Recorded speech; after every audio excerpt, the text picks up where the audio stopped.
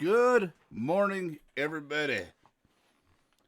Can you hear me? Do I sound good? Do I sound okay? Can you hear me? Hear me? Hear me? Hear me? Hear me? Hear me? Go ahead. Make my day. All right.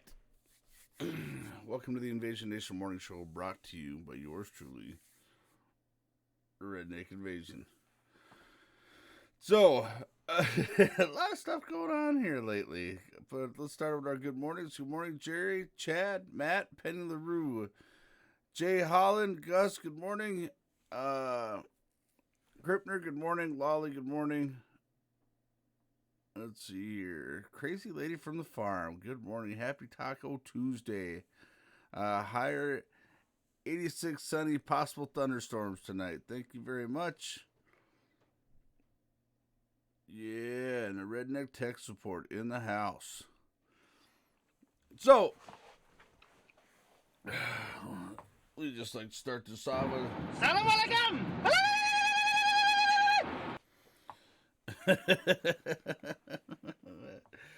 Yeah, I'm in one of them dumbass moods.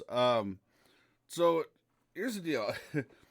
Apparently, did you know that eating Tide Pods is still a thing? We were just watching the news this morning, and apparently eating Tide Pods is still a thing. So here's the deal. Okay, when it comes down to this whole thing is now they want to keep going after the Tide Pods to make them safer, because apparently people think it's fun to squeeze them, blow them up in their face, and blind themselves. People still think that it's okay to eat them. I mean, really? What possesses a person to say, Tide Pod, think I want to try one? I mean, seriously, I can't figure this out. I can't figure this out for the life of me. I was trying to figure out when it was a big thing. You know, I mean, Chris, good morning. DMV, don't open till 9, and I'm fourth in line to get in the damn place. Damn, man. So, yeah. So apparently that's still a thing, and apparently the government is still getting involved in saying instead of people quit being stupid, instead of saying people quit being stupid, no, here, big manufacturer of laundry detergent, the same laundry detergent you've been producing for decades, you fix your problem. You fix the problem. Help us protect America, stupid Americans. I shouldn't say they said help. They said you need to protect against stupid Americans. Plain and simple. As Bill, in the words of Bill Engvall, here's your sign. Let's see. Look at the warning labels on this son of a bitch. Have you ever read the warning labels on the back of this? Okay, I mean, I don't know how much more explanatory you can get on the back of a Tide Pod container. Now, this is an actual Tide Pod container. This is what we use here at home, okay? But look, it says, store container where children cannot reach, climb to it, or out of sight in a secure place. Seems pretty simple. Keep container fully closed. Never leave any packs out of containers.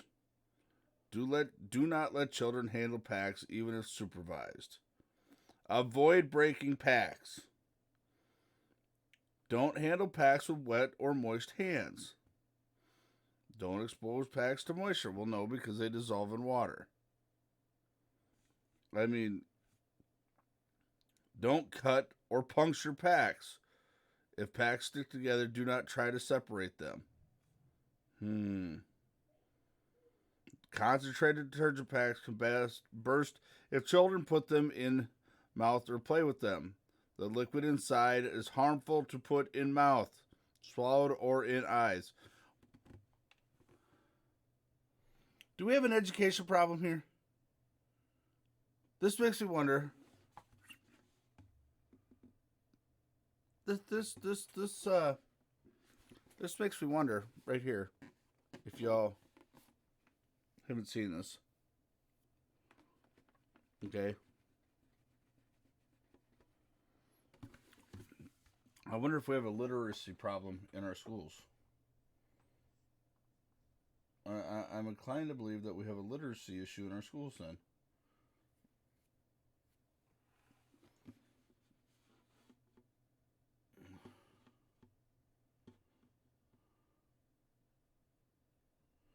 So, yeah, this begins to wonder, what are we teaching our kids? What is public school teaching our kids? I mean, what more do you want? We started out putting. I mean, they even got pictures. Okay, they got pictures on the front side of it right here. They've got pictures on the back side of it. Okay. What more do you want? And not to mention that they wrote it in 2 languages. I'm just trying to figure this out. I'm seriously. They even put a warning on the front of the damn thing. Harmful if put in mouth or swallowed. Eye irritant.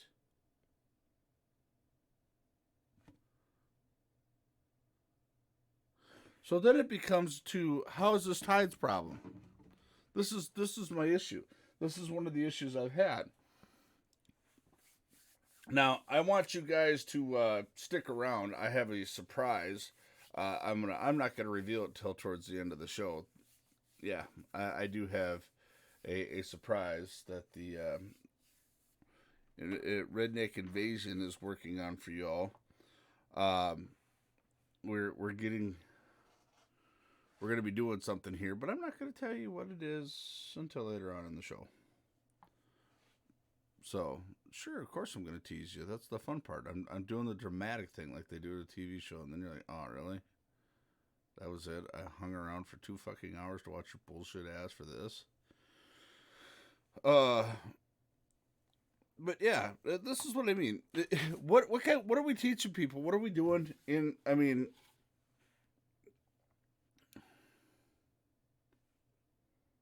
I don't know what else Tide can do. I mean, seriously, what more do I mean? I have never thought about putting a Tide Pod in my mouth. Yeah. What do we got going on up here? Uh,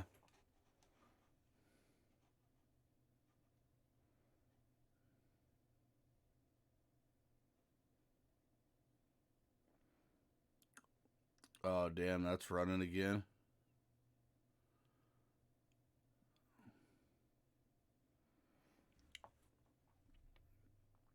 That's gonna suck. That means every fucking rest stop, everything is gonna be shit.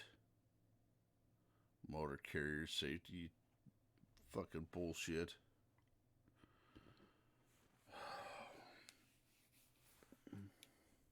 Not to mention it's click it or ticket month, so make sure you're wearing your seatbelts because they have special units on the road just to get you for that. Don't forget, August 1st comes in the new law, where you cannot be holding your cell phone to your head. I can't do it anyways. I have a commercial driver's license, so if I did get pulled over and I did have to have a phone in my head, uh, if I did have a phone to my head, then in turn, they could get me in trouble. Good morning, Trans Am. Good to see you. Yeah. Remove all warnings and let nature take its course. Just make sure you're standing around with a video camera because you're going to be a YouTube sensation. You know, I remember what the hell was it? It was on. I remember hearing a story when I was a teenager about kids over in China or Japan or something. They were taking air compressor hoses or the blowguns for an air compressor, and they were attaching them to the air compressor and sticking them up their ass and letting them go. Little bit 72. Good morning. Good to see you. Yeah. So I mean, it's like I understand that we get into doing some dumb shit. Like I remember when I was a kid, one of the things we used to do was light shit on fire. You know what happens when you burn this? That's how we found out Aquanet cans make flamethrowers. Actually, we found out just about any aerosol can makes a flamethrower. We also found out how to turn them into rocket ships.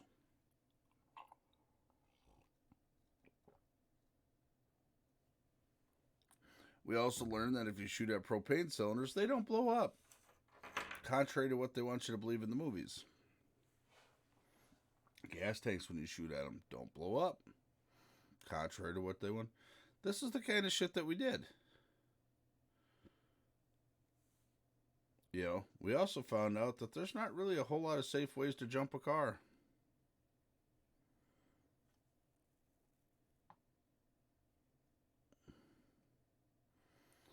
What would possess someone to put an air compressor hose up your butt? I have no idea, Jerry. Listen, there's all sorts of stuff. Like, if you want to hear about weird medical encounters, like, there's stuff all over the internet. How about eat a Tide Pod? Yeah, no. We ate shit like worms.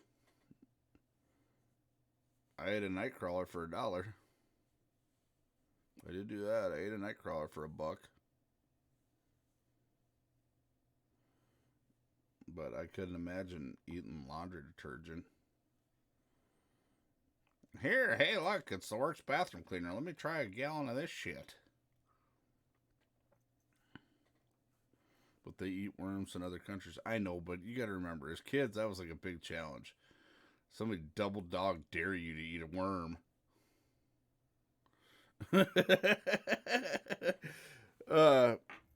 And one of the other things, was bit my tongue. All right, Ironhead, thank you very much. I greatly appreciate the host. Clinton, good morning. Good to see you. I was talking to Clinton on the phone yesterday, and then I hit a dead zone, and boom, our phone conversation was done. I tried calling him back about 3 times, and it's like, no, we're not doing it. Never back down. Good to see you.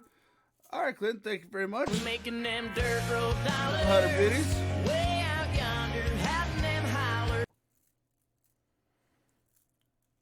holler. My cousin would eat night crawlers all the time. There's a lot. Listen, I didn't know this. But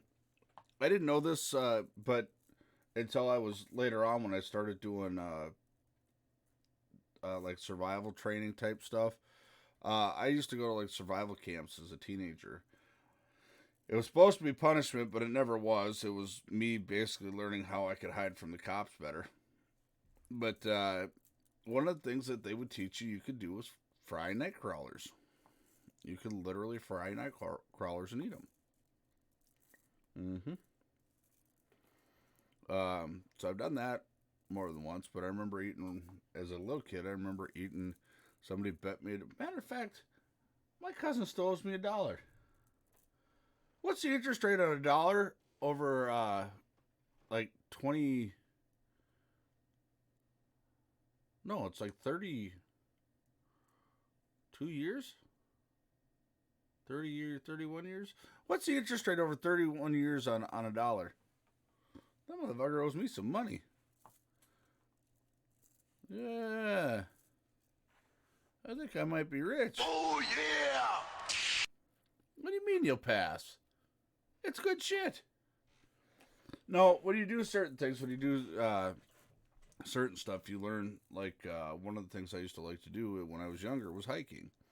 That was before I snapped my ankle. I used to like hiking a lot. Been to the Ozark Mountains hiking, been to the Appalachians hiking. There's a lot of stuff in the mountains and a lot of stuff in certain parts of the woods. Used to go to the Boundary Waters canoe area every year. There's lots of stuff you can't do unless you walk in. Everybody's like, well, like my wife wants to travel to foreign countries, which is cool. I'm like, there's so much stuff in the United States I haven't seen yet.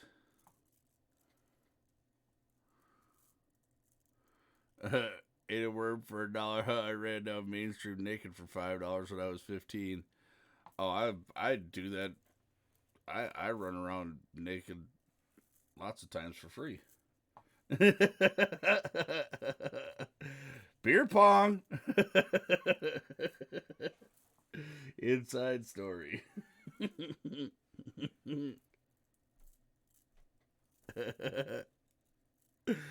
fuck your life. I mean, seriously. Okay, so the Redneck Tech has been, as partners, we are undefeated in beer pong. And when I was learning to play beer pong, um, I had lost my shirt in bed, so I had to walk around this party with no shirt on. Now, mind you, I was not as big as I was now. But somebody, I don't know what the hell, they said like community cup, drop your drawers. I dropped my drawers. So I'm standing by this beer pong table, butt ass naked. I'm like, all right, there's hot chicks here. They're going to be naked. No. I happen to be the only person who dropped their drawers. And I'm like, yeah, no. And I just stood there. I literally propped my arm up on the windowsill and I leaned up against the wall, waiting for everybody else. See, this is the bad thing when you think somebody like me would be embarrassed about it. I am not. I was awfully proud. Why wouldn't I be? Morning, Tony. Good to see you. But of course, I mean, no, I wasn't even drunk. I mean, here's the thing: being in prison and them strip searching you as much as they do, getting naked is not a thing for me. I am not. I mean, literally, they can strip search me in the middle of the street in front of 500 people, and it would not bother me one bit. No matter what I look like, it just doesn't.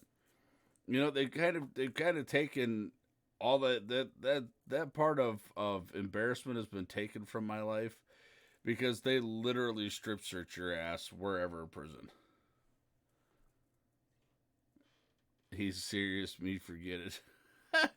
The hubby walked down the block in his boxers and a lampshade on his head for $10. This was in the middle of East St. Paul. We all do some crazy stuff. I mean, you know, but eating Tide Pods, I mean, out of all that stuff, eating Tide Pods was never, ever a thing even considered. Laundry detergent, drinking cleaner, you know, I mean, I used Comet to scrub battery acid off myself. That felt good.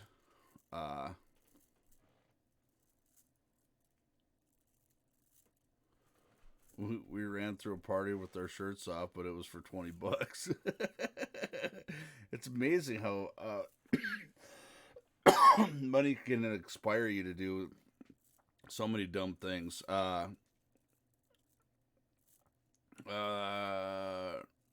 right, Ruger, we'll catch you on the flip side. Anyone else have the airport scene in the witless protection with Larry the Cable Guy? Flash.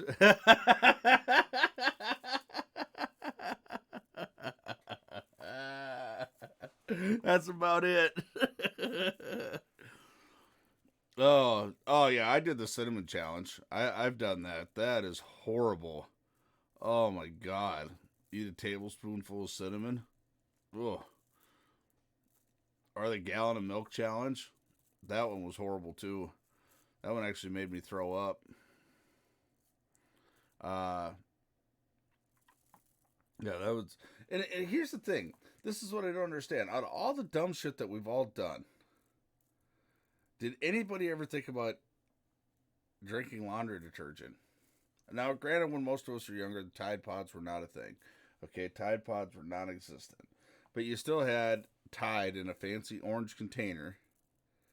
Okay, with a little blue cup right on top of it. Remember that? When they had the pre-measured cups? I remember before they even had the pre-measured cups. But remember when they had the pre-measured cups? Okay? Yeah. So, when you think about the the shit that's out there, right? When you think about the shit that's out there, it's like there hasn't been a whole lot changed other than Tide mix of pods. And then they're like, oh, well, they look like candy. It's in the laundry room. It's next to the wash machine. Who in the fuck would think about Who the fuck would think about doing uh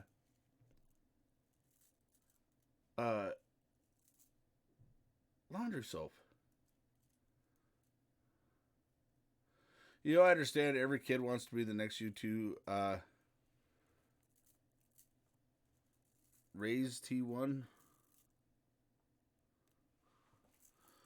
Nope, embarrassing. It's different than ingesting poison. Hell no. When talking back, my mom used to put soap in her mouth. Oh yeah, that was the other thing too. Putting the soap in the mouth. I mean, I did the hot shit challenge. I mean, you when you got to be a teenager and you finally got to go out and explore, it was always who could eat the hottest shit. Yeah, my stomach still thanks me for that to this day. Um, there's lots of stuff.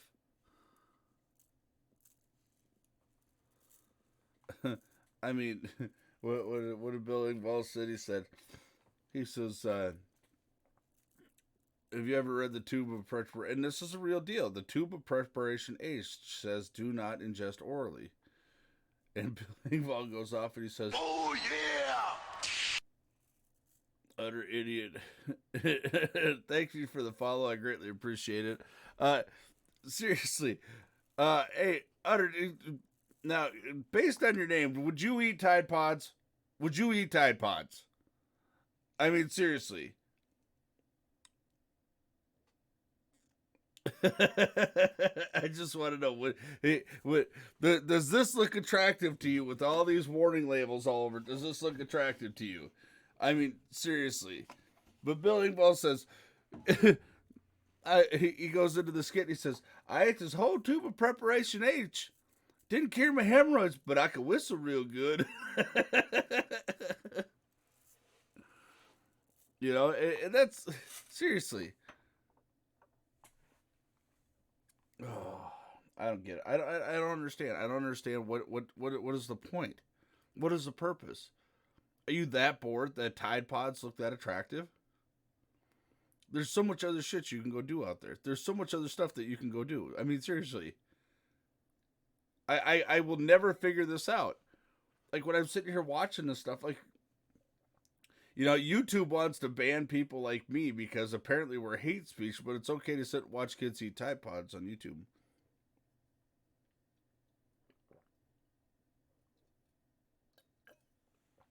I don't understand it.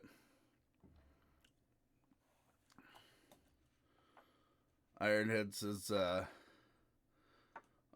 Jody says, I watched a couple things on YouTube this weekend. Ironhead says, I think warning labels need to go to the common knowledge things not to do. Thin the herd a bit.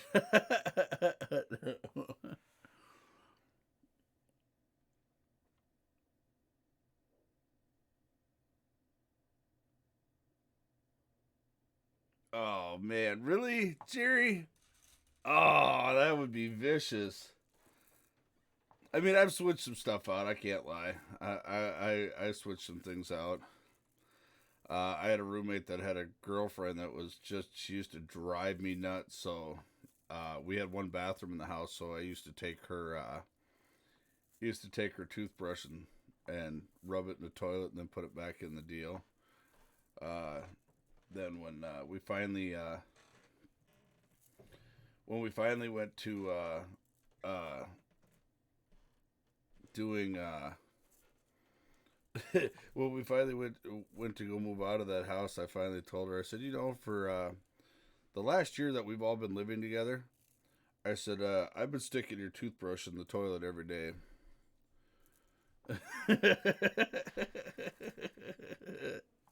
I know it's wrong, but it was funny knowing that I was able to keep it that way for a long time.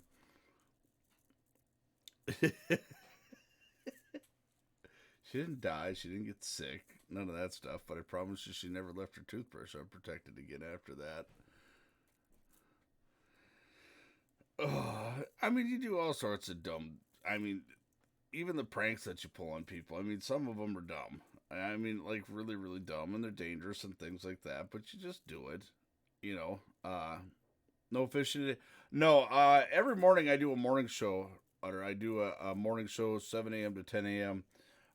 During the week, I work a lot. I run on average about 500 miles a day. So it's hard for me to get out and do some fishing during the week. By the time I get home, I usually get about an hour, hour and a half to spend with my wife, and then I have to go to bed, get up, and do this again right away in the morning. The weekends, I am typically fishing, provided the weather holds out. I'm usually out fishing on the weekends. Uh, this weekend, uh, this weekend, I'm actually going to go out behind the Mill Pond Salon. I'm going to show you all that there's fish out. Oh, X-Lax is like one of the best all-time pranks. But I'm going to go out and I'm going to show you guys exactly what I'm talking about when you get out behind the Mill Pond Salon. I'm going to take Miss Lolly over there. We're going to grab our gear. We're going to go head over there. We're going to go slap. We'll go pound some fish. And, yeah. So, I'm getting ideas for enemies. Uh, X-Lax is one of the best tricks ever because you can get it in liquid form, you can get it in chocolate tablets, you can get it in all sorts of different stuff.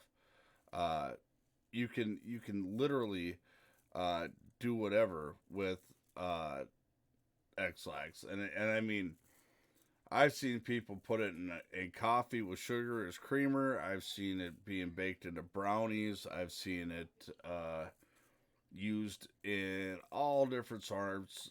And listen, the effect is still the same. Watching somebody run to the shitter. Yeah. We put lotion on the boss's egg salad sandwich. He thought it was mayo. He ate half the damn thing before he figured out he was.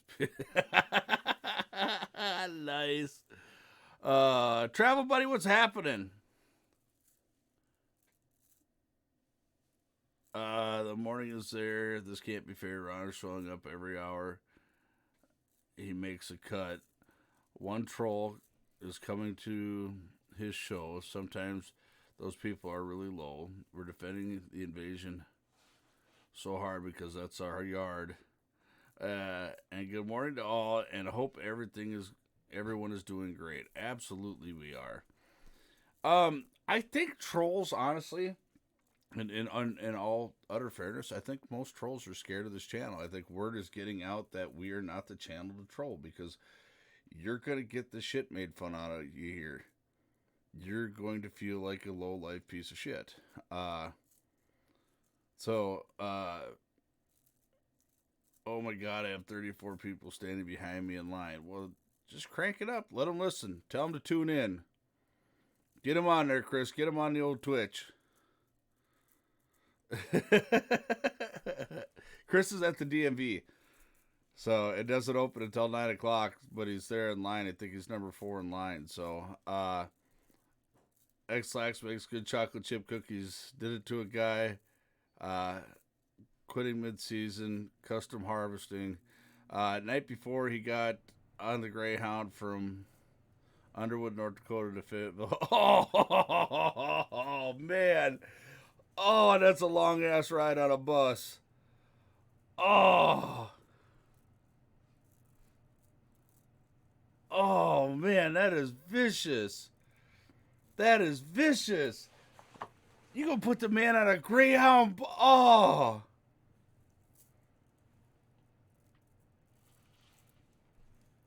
Oh, man, listen. Oh.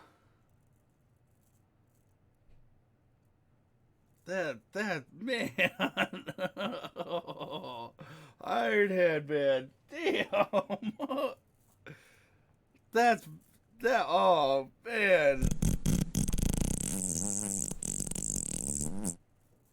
I pity the people who run all the way to that back seat on that bus ride because you always get the people that run all the way to the very back on a Greyhound and they got the toilet there. Oh, could you imagine somebody having the X-Lax bombs? Or, oh, good night. Resi Keith, welcome to the Invasion Nation Morning Show. Glad to have you here. I see you popping up the old 30 logo. Yeah, man, 30's one of our people here. He's part of the Invasion Nation, and we're part of the tribe. Most of the people, you'll see a lot of people in here you'll recognize from over there on 30's channel. We are all like family. So between 30s followers and here, so you in a good spot. You in a safe place here, my friend. So, uh, I mean, here's the thing. Okay, here's the thing. It's when you look at when you look at all the stuff that we're talking about. Still, not one story of, oh yeah, I sat down and ate Tide Pods. I mean, what happened to the good old days of trying to pull off a prank, like the bucket over the bucket over the door prank? Remember that where you had the bucket tied to the door handle and you'd try and get somebody walking in the house?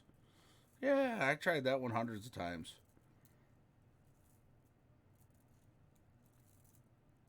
I got the idea from an old coworker with a 65-year-old man. He had a slew of pranks, and that's the thing. Them OGs, man.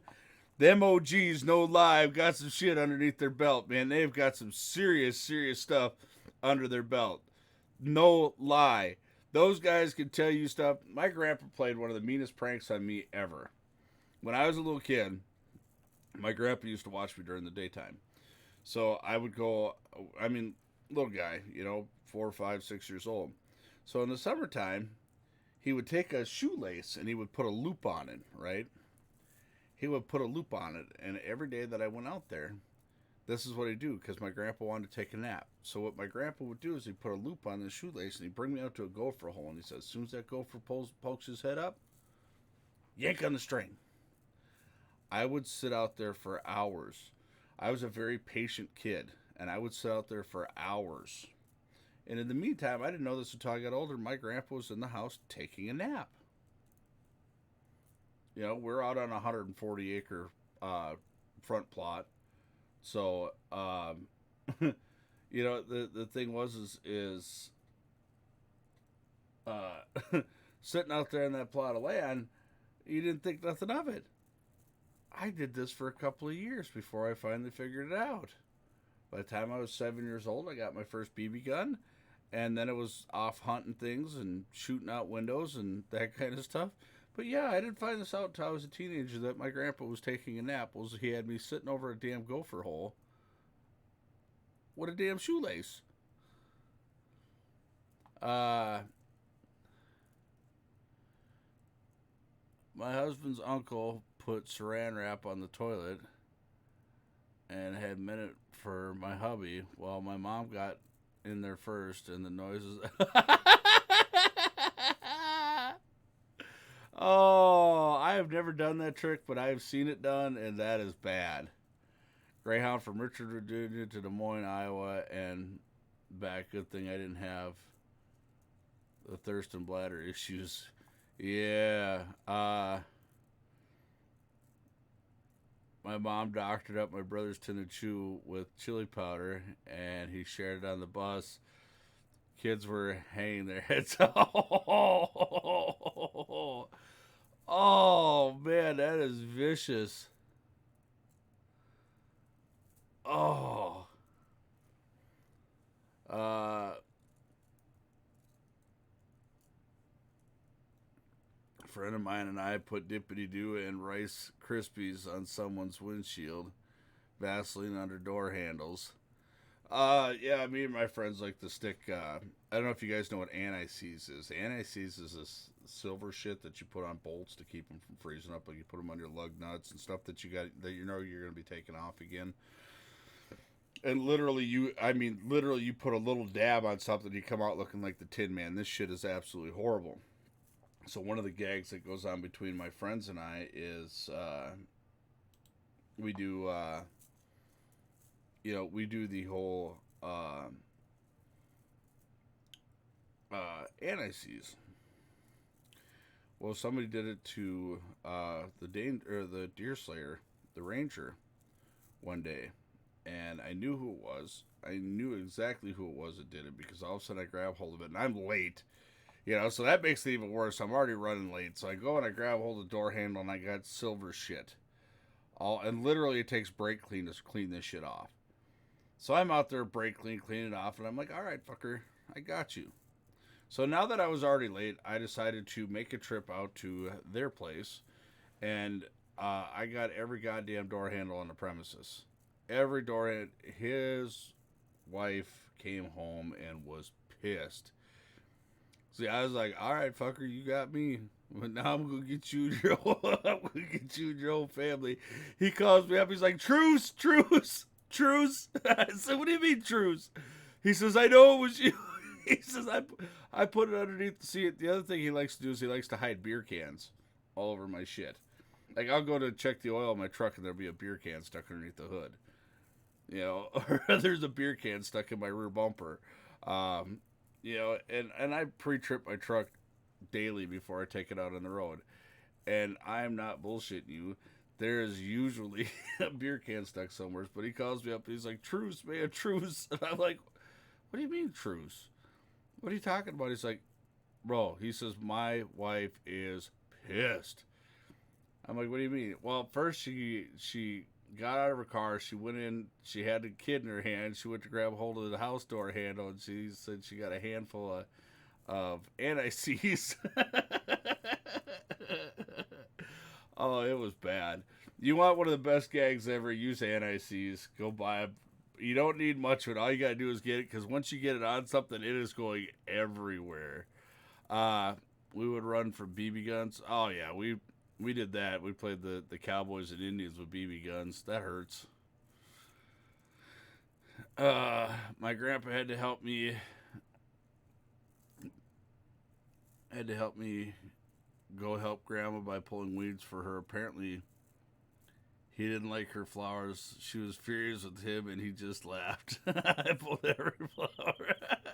She had her around the house. Oh, can you imagine shit like this these days from parents? Oh man, listen. Oh, me and my dad, we went rounds. We did some shit. Flour into air vents. Oh, you know what works better than the defrosters? Glitter. Glitter, that shit is worse than flour. Because that shit never goes away. For years you will turn on your air conditioning or heating vents, and man, that shit will be all over for years. Oh. See, this is a buddy of mine. Morning, Justin. Good to see you. Or I have a flaming dead. We never did the flaming bag of dog shit. That was never a thing for us. I just didn't get a kick out of picking up dog shit and putting it in a bag. A buddy of mine would put rat traps under the seats next to the seat. Oh, ouch. That one would hurt. Oh, man, that would definitely hurt. Back in high school, I worked at Runnings and Monty. Couple of girls tampooned my pickup all over. Sad part is started raining during later, just tons of soiled tampon. Damn. I remember when my brother's friends loosened his wheels on his friends and he took off and his wheels just, he was pissed. So my stepdad and I, we had this running deal going of pranks. Who could pull a better prank on each other? And I mean, it got bad. One of the best ones I did is I jacked up his car. I took off all the wheels. I stacked them up really nice in front of the car. I took the lug nuts and I put them in the glove box. Okay, and this was his work car. This is the car he had to use to go to work. I put the lug nuts in a sandwich bag and put them in the glove box. Now, this was like a 92 Toyota Corolla, right? And so I put all the lug nuts in the glove box, and he was pissed. Now, mind you, they didn't have cell phones at the time, and I was at work, and I was working at a farm. And you seriously could not, by any means, you could not get lug nuts anywhere. And not to mention delivered out to the farm. You know, so he's calling around trying to find lug nuts. And then he's calling, you know, he's using my grandparents' vehicles to go get lug nuts because some people would have 4 of them or somebody wouldn't have any. And there's only a limited amount of parts stores. Well, I finally get home and he's pissed off at me. He's like, yeah, I finally made it to work. I got about 3 hours in today. I said, why is that? And he said, Super glued to the toilet. Oh, that one would hurt. Super glued to the toilet seat. I think that one would hurt. Uh, he says, well, because you took all the lug nuts. I didn't take the lug nuts off your car. He's like, I know you took the lug nuts off my car. He says, we're going to call a truce. Because he says, now it's costing me a lot of money. I said, what do you mean? He says, well, because I had to go all over the place. I had to go to Buffalo and Monticello and Big Lake to get all the lug nuts. I said, well, if you looked in the glove box, they're right there. Oh, yeah, there's lots of mean jokes. Let's see. There's the you remember the 2-person or the 3-person slingshots? Well, just so you know, you can set them up on a launch sequence to attack somebody walking in the door. It takes a lot of work, but you know some of the best pranks take good time to set up. Of course, is the always drawing on somebody's face a permanent marker when they fall asleep. There's always the shaving someone's head when they fall asleep. So yeah. uh, Once we were totally drunken, we told Marco to run naked one round around the neighborhood. He did it. When he came back, he ran directly into my mom. Oh no, no, that one would be bad. My hubby filled a convertible with a hose to make a pool. He was like 5. His dad told him to do it. It was his dad's friend's car. Oh, it's amazing what kids can get away with. Sure, they get in a little bit of trouble, but God. I remember my cousins decided it'd be fun to set up the pool. They had the little plastic pool, you know, one of the little, like most people use for dog pools now. So they had one of the pools, and because it was raining and cold outside, they decided that they were going to fill it up in the house. Well, my aunt and uncle made the mistake of sleeping in that day, and they filled up the pool in the living room. And they were having fun in the pool, and when my aunt and uncle woke up, they realized the mess, and literally they drug the garden hose in, because that's how they seen my aunt and uncle fill this pool up, was with the garden hose. They drug the garden hose into the house, filled it up in the living room floor. Oh my, you thought it was the end of the world as you knew it. My aunt was freaking out. uh,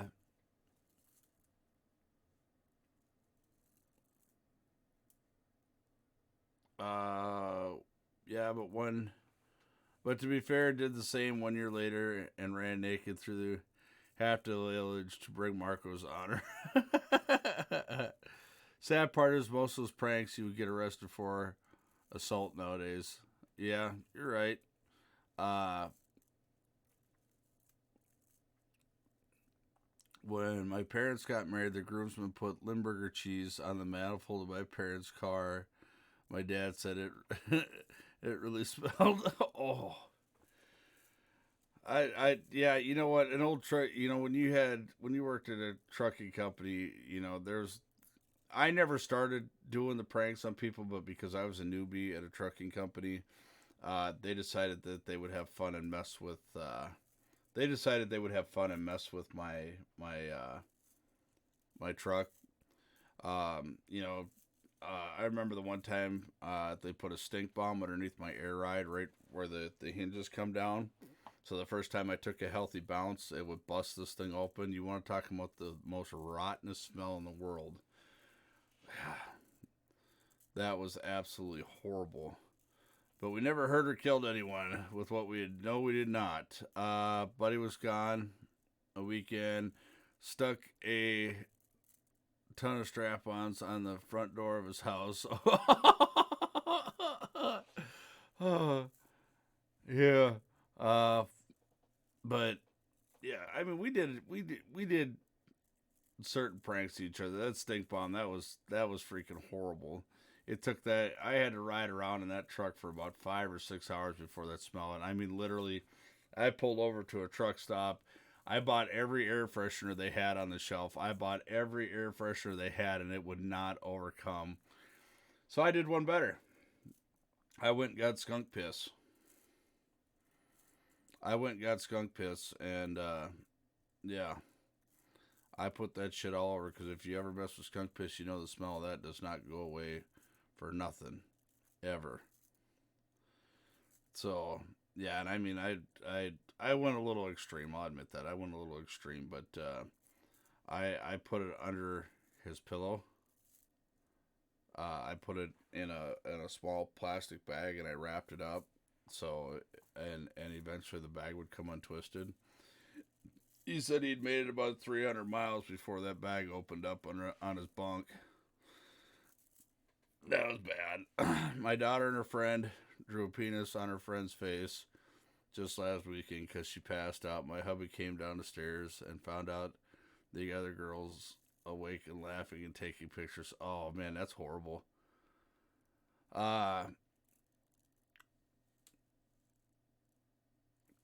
we grew up with the original copy of the Anarchist Cookbook. No, I did know how to learn how to make MacGyver bombs when I was a youngin. I did learn how to do that. There's a driver that complained to the mechanics it was a speck of dirt inside his truck, so they got sick of him being whiny. Greased the windshield wipers and then greased his handles to get the truck. Oh, yeah. That would be vicious. I was a bad kid. Sugar to gas tank, ex-boyfriends. I did mustard. Yep. Had an ex-girlfriend one time come key my truck. She came keyed my truck because I told her to kick rocks. She was literally nuts, so she came and she keyed my truck because apparently that was a popular thing to do. So I had always known for years that if you really want to get at somebody, the worst thing you can do to somebody is put mustard down their fuel tank. So I took I don't know what is it, Heisman's or whatever, the big yellow bottle of mustard, and I shot that down her gas tank. That plugs up every fuel line, every injector. That plugs everything up. Mustard makes a mess. So, yeah, needless to say, I never had to worry about my truck again. Lucky for me, she scratched it bad enough to where my insurance company's like, yeah, vandalism. And I wasn't a rat, so I didn't tell them who did it, even though I know who did it. I just got my revenge. So the best part is insurance doesn't cover mustard in the gas tank.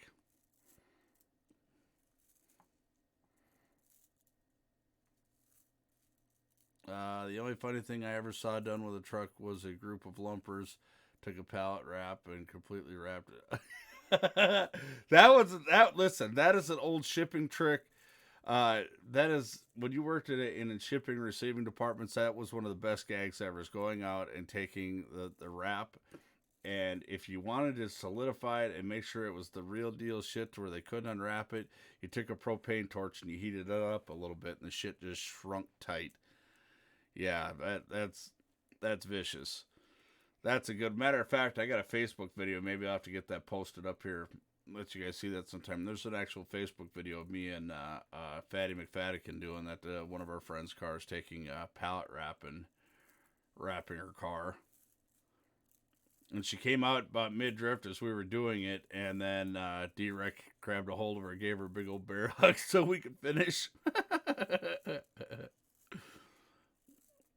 My uncle's cab, that's it. He'd never pay lumpers well, and I always get pissed at them, so they wrapped it. Oh, yeah. Why not? All right, Crypto, thank you very much. Appreciate them 100 biddies.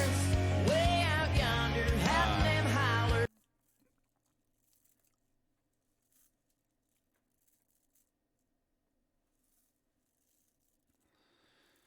Let's see here. Worst thing did was take old VHS tapes, strung the tape across the street light pole, ripped the revolving light right off a local Hey, now I have a story about this. Now, as a kids, now you know, as kids, a lot of us, at least when you grew up in a small town, one of the things, one of your pride and joys was you got a wrist rocket. So I got a wrist rocket. Okay.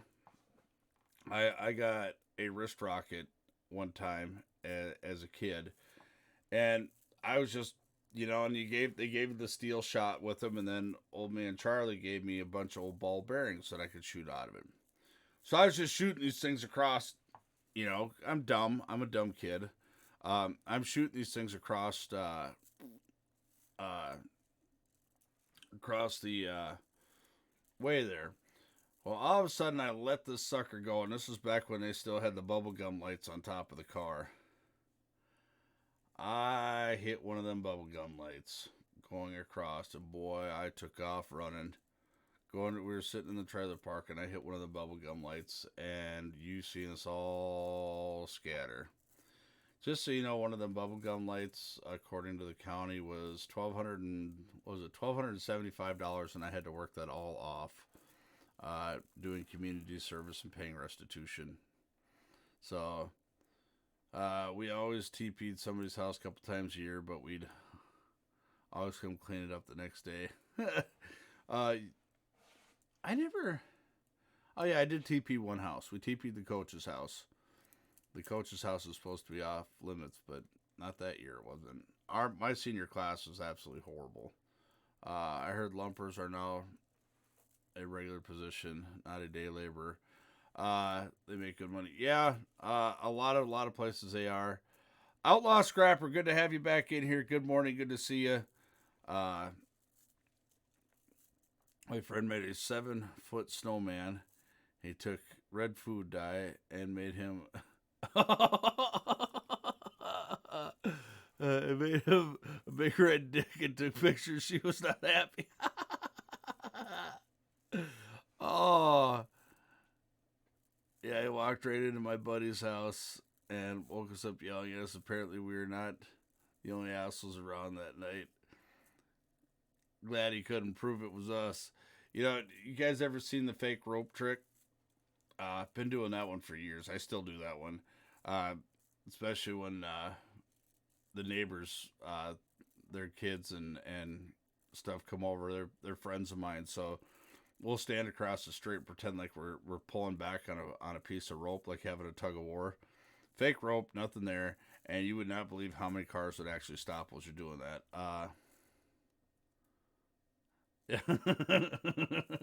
We do that one a lot. Blue rubber gloves up, attached to the vehicle at the nursing home. One of the things that we used to love to do is you take a piece of fishing line, and like you take, I don't know, anywhere from 50 to 100-pound test, and you run about, I don't know, 200-300 feet of it underneath the vehicle, and you tie it to some really, really noisy shit, and then just a small piece of steel. So that way when they're dragging it down the road, it is sparking and making noise, but it's far enough back to where they can't hear it. And usually they get pulled over. People are trying to get them to pull over before they actually see it. I still do that one. We took the Snoopy Wonderland Ice Snow Light Show and defaced it. Snoopy was nailed and Peppermint Patty and Linus Scott into BDS ring, all sorts of family friend things. Big city, and they came in and got the 9 of us first. True story. My father-in-law used to decorate his yard with Christmas decorations, and one of the things he had was Santa in his sleigh. So when he had Santa's sleigh out in the front yard one year, and it only happened one time, my wife had come home and said, "Hey, well, what's wrong with the reindeer out in the front yard?" Well, here's somebody who put them all in sexual positions, and my father-in-law said, "If they're gonna keep fucking with this stuff, I'm not doing it anymore." And if you knew my father-in-law, he's always up for a good joke. He's very mild-mannered, but that one really got his ass.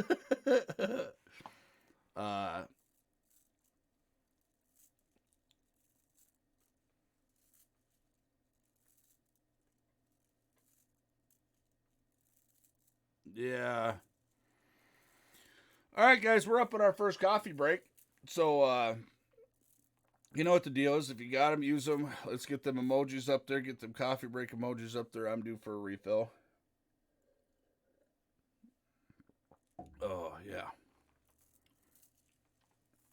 Get him up there.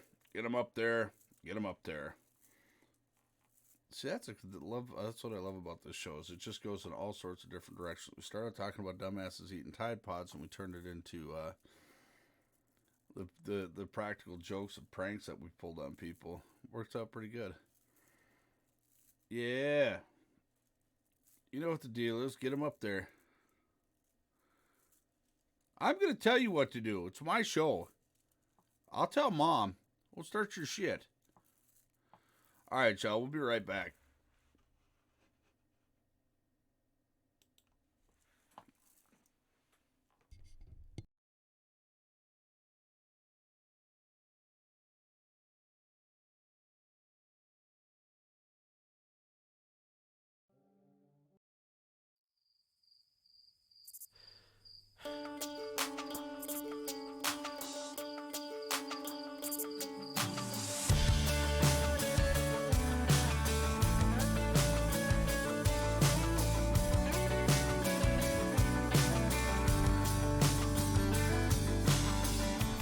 Baby, when my eyes met you, I didn't know what to do.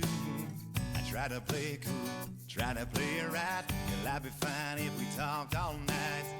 Girl, do you even know you're so beautiful? You're like a wildflower dancing in the sunshine. Pure as rain and sweet like a wild wine. What you doing later on tonight? Hop on up, let's go for a ride.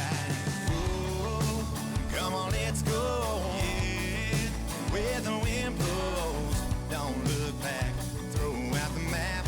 You can try on my ball cap. Yeah, we got the windows rolled down. Yeah, crickets singing in the background. Don't you worry, just stay right there and take a deep breath of the midnight air.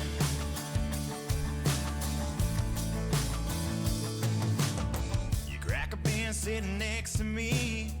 Drink it up like a honeybee. You're so wild, you're so crazy. I like your style.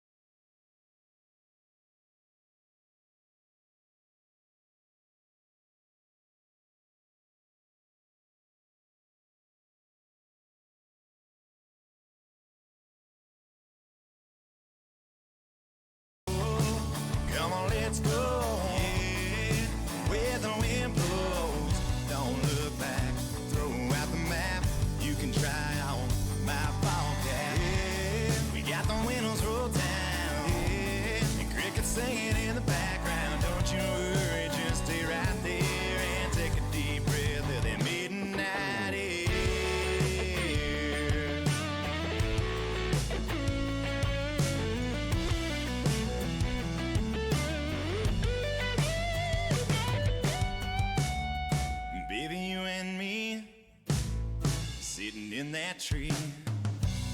Oh, girl, you know what's next. Yeah, I want you, I will confess.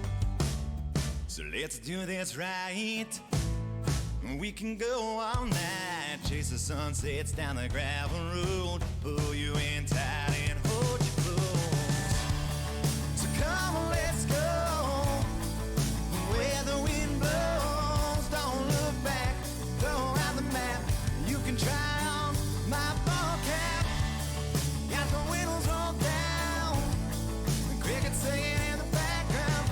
Don't you worry, just stay right there and take a deep breath of the midnight air.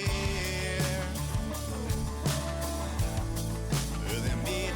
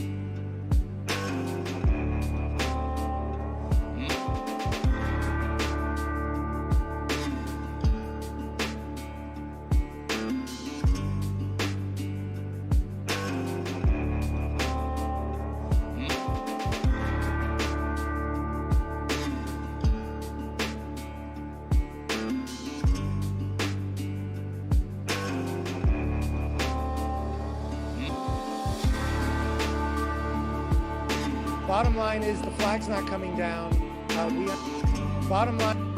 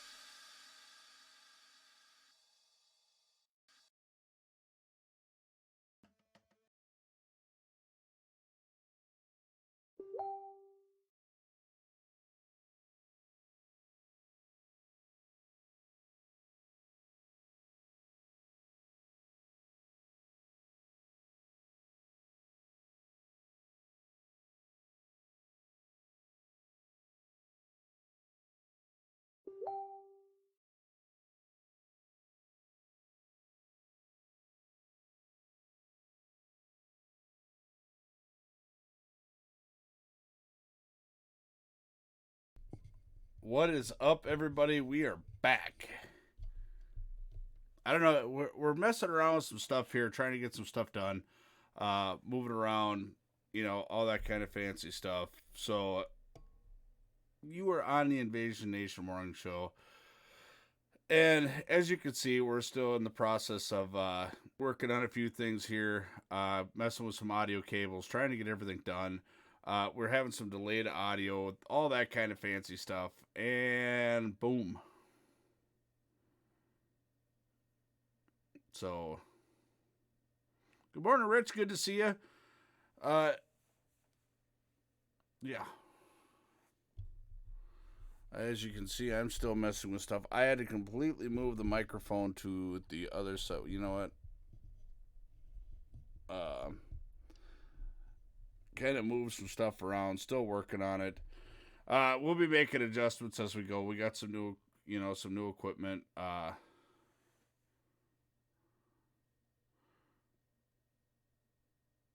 Moved all the delays and refresh stream. It looks better now.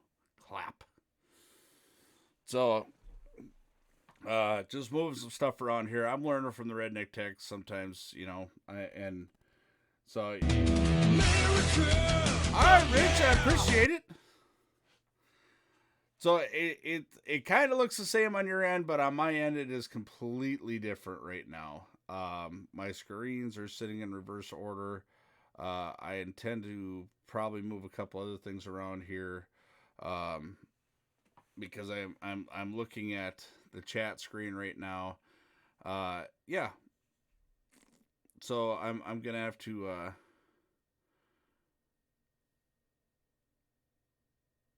What in the? All right, here we're gonna do this. Hello. Hello, this is the Fraud Detection Department calling on behalf of your credit union. This is an important message for Ronald. Oh shit, that's for me again. Give me 1 second, guys. God damn it, not again.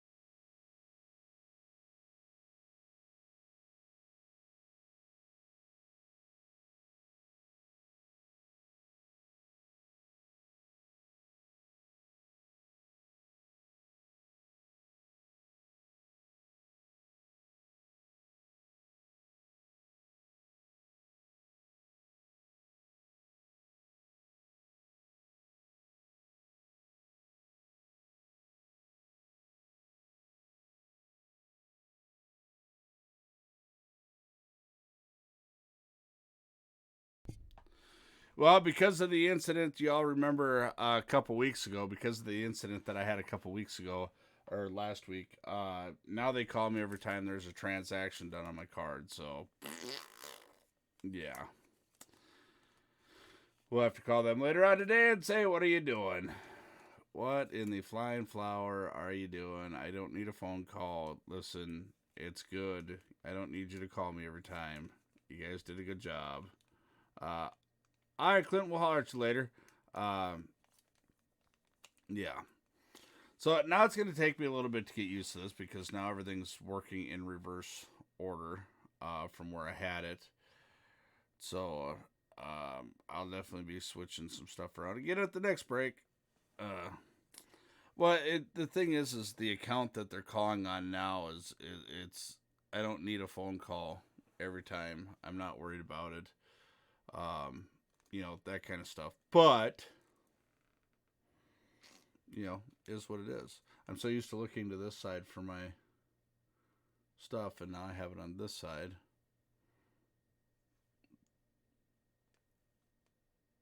But got to head out, everyone. All right, Justin, we will catch you on the flip side. Have a good day at work, brother. So here's the thing, you guys.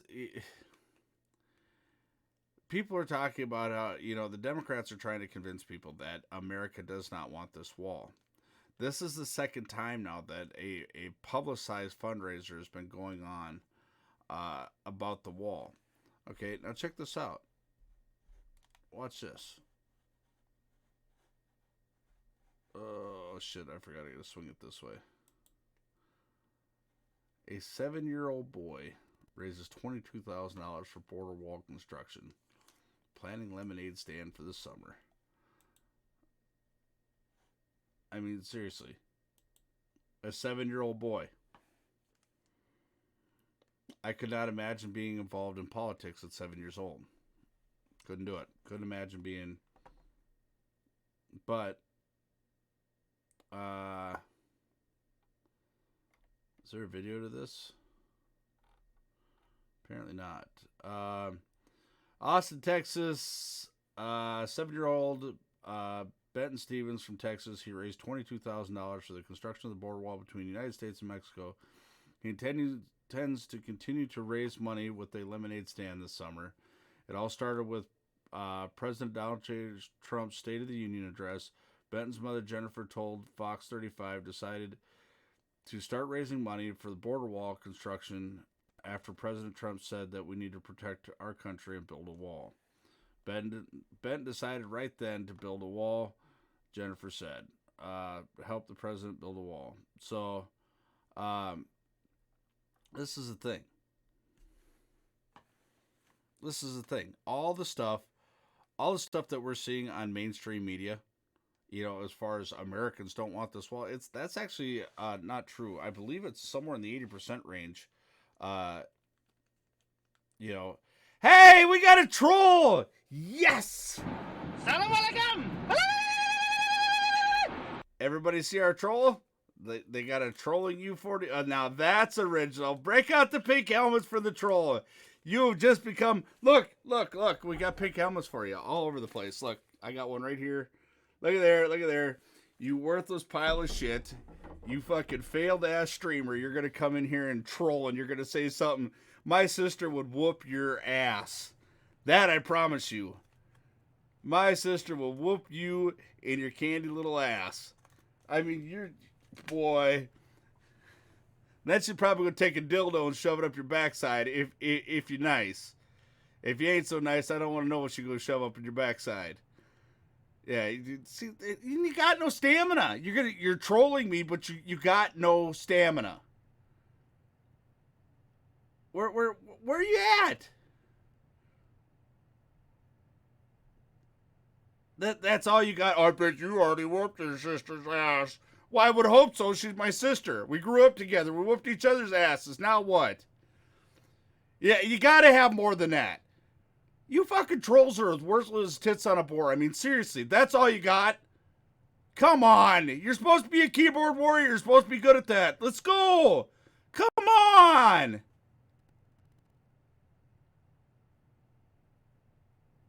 You worthless steaming pile of Hungarian cow shit. This is all you got? This is it? Come on.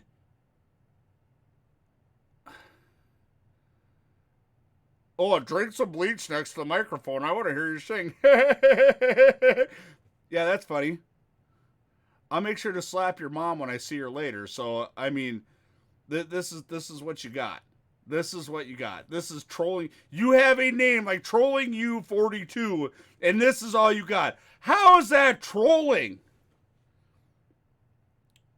Please explain to me how that is trolling. You should be ashamed of yourself. You are a disgrace to your race of trolls. You are seriously a disgrace to your race of trolls. This is all you got.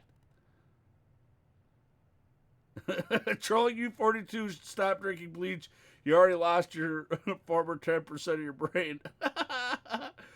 I'm a fat fuck with no job, streaming for 12 people. It says I got 101 viewers on right now watching your stupid ass.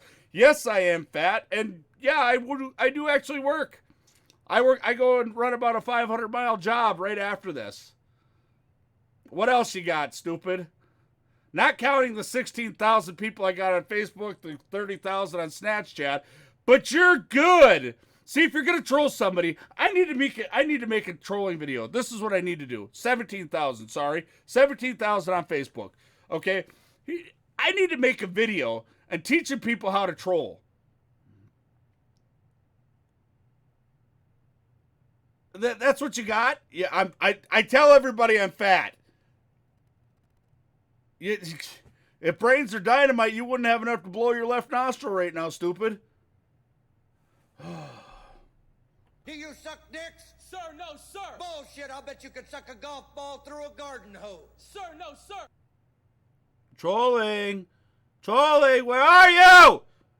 You worthless fucking pile of heaving cow shit. You are a disgrace. I'm going to come to Texas and make your... Well, you let me know how that goes in Texas. Look at... What a dumb motherfucker. Texas? That's what I'm saying. Taxes. Maybe that's what he meant. Taxes. I'm gonna come to taxes. Salam alaikum. Look at there. You come in here to troll me, and you turn out to be the biggest fucking idiot ever walking the face of Twitch. Oh, you poor ignorant son of a bitch. You walked into the wrong fucking show. All you got to do is talk about my sister's pussy. Oh, that's all you got? That's what you got? You're going to piss me off by talking about my sister? See, let me give you some rules in trolling. First of all, you never attack family because it makes you look like a bitch. Okay? I'm trying to figure that out too, Jody, when I moved to Texas. But apparently I moved to Texas in the last 10 minutes. So, okay. So here's the deal, trolling. Just stick around. I'm going to help you out. I'm going to help your dumbass out. Oh, yeah. Okay? I'm going to help you out in trolling. First of all, you don't go in and talk about family because it just makes you look stupid. I've fallen and I can't get up. Okay?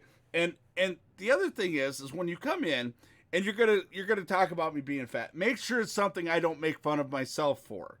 Also, check your facts. If you're gonna troll somebody's channel, at least hang out there a little bit and see who the fuck they are, what they're talking about. You might actually like them to come to find out instead of just going in and being a fucking troll. Okay, you might actually like it. Okay? It's plain and simple. It's plain and simple. But, okay, now the next thing you want to do. Now, you can make fun of my fucking 1940s paneling or my fucking meth head aluminum foil up on the window. You could do that. You could make fun of that. You can come in here and call me something like a transsexual Nazi Eskimo or something. You'd probably have better luck. But when you go in and you troll and you start insulting people's family, it just makes you look stupid. Okay? You really are. You're ignorant as fuck. And look, you still got no stamina. You got nothing to see. Trolls, this is the problem with trolls on Twitch. They're weak as fuck. They're weak constituted. They can't even keep up. They can't type shit. They're literally just ignorant. See, look, here we do the sister thing again. You're a failed DJ who watched the boat that rocked you 1 2 minutes. I wasn't a failed DJ. I was actually a very good DJ. Thank you very much. I worked for a mobile entertainment company that I did quite well with.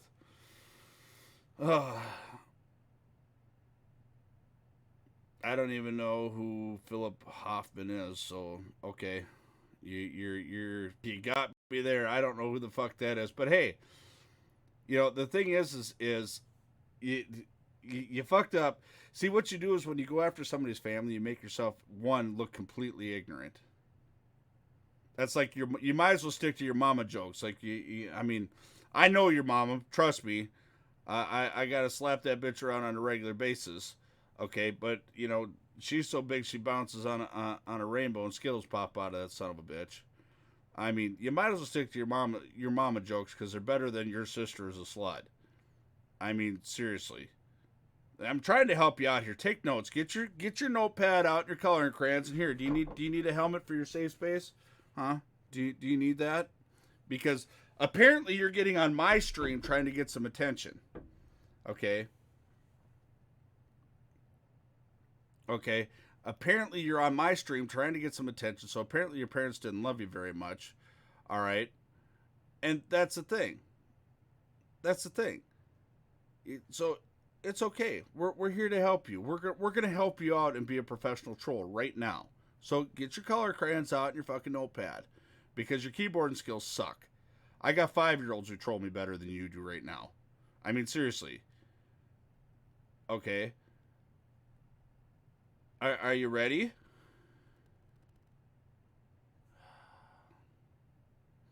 Yeah, worthless. Fucking worthless. Good morning, Little Miss Airhorn. Oh, why can't we get a good troll? Why do we always got to get stupid trolls? Like really, really stupid trolls. Now, there are such things as educated trolls. There are good Dr. Zigzag, for instance. Dr. Zigzag. Now, that's a fucking troll because he comes at it with an educated point of view, educated standpoint. Okay?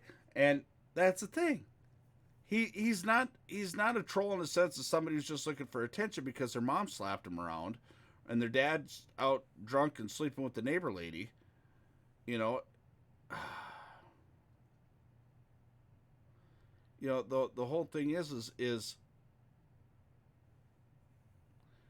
all we got to do. All it takes is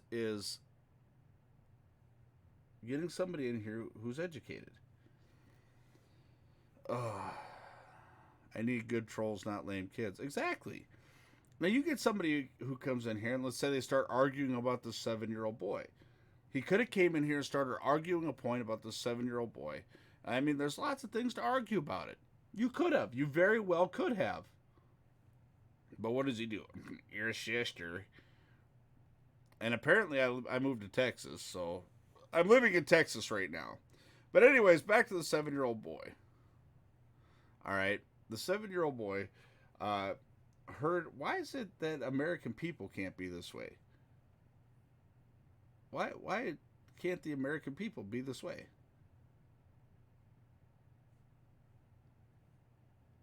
I don't understand that. Why are the American people not following? Why is a 7-year-old boy saying, "Yeah, you know what, our president's right. Our president is absolutely right. Why are we not doing this?" A 7-year-old boy gets it. A 7-year-old boy gets this. Why do we not get this? Just saying.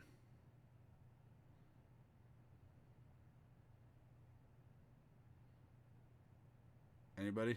Anybody got any comments about this? I feel like I'm Bueller's Day Off. But yeah, I mean, you're tiny. Switch the pictures. I'm just displaying what I'm telling you guys about here. Yeah, I'm definitely gonna have to switch these screens back around because this isn't gonna work for me. So anyways, you got a 7-year-old boy who's out trying to make a difference. Now you're talking to somebody who's in Texas who has to deal with this stuff on a regular basis. You're talking about somebody who seriously has to deal with this, lives right on the border, has to deal with this.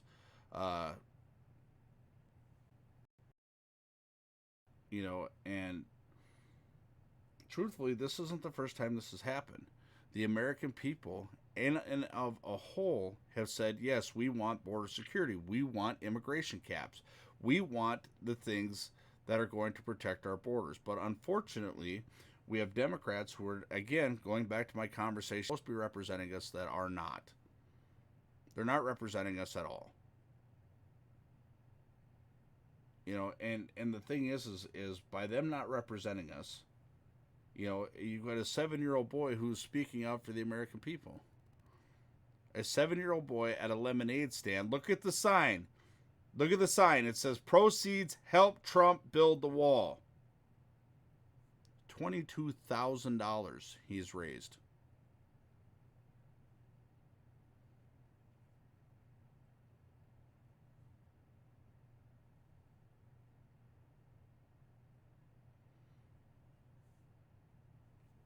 I don't know. Otherwise, what else do we got going on up here?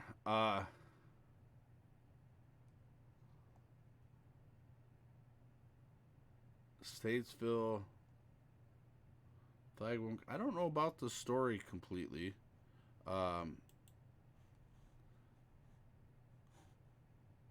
Bottom line is the flag's not coming down. We understand that there should be or could be a hearing. As my wife said, this is becoming a bunch of nonsense because she heard over the speakerphone from the attorney that if the court determines or grants the injunction to the city for the flag to come down, she heard my answer. The flag is not coming down under any circumstance. Apparently, I'd be in contempt of court, which I've stayed in Statesville before. I had a hotel room, but apparently there's alternate accommodations that'll be available for me in Statesville.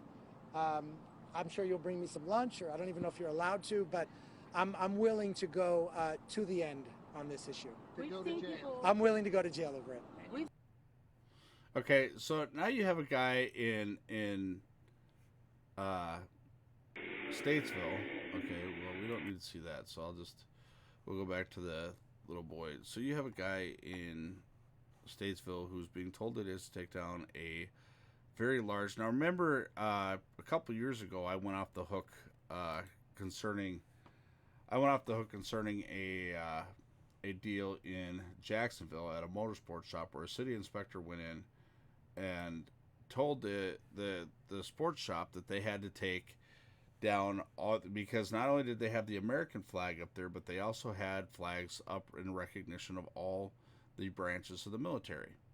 And the city inspector went in there and not only disrespected a veteran, but disrespected the business and told them that these flags were against violation.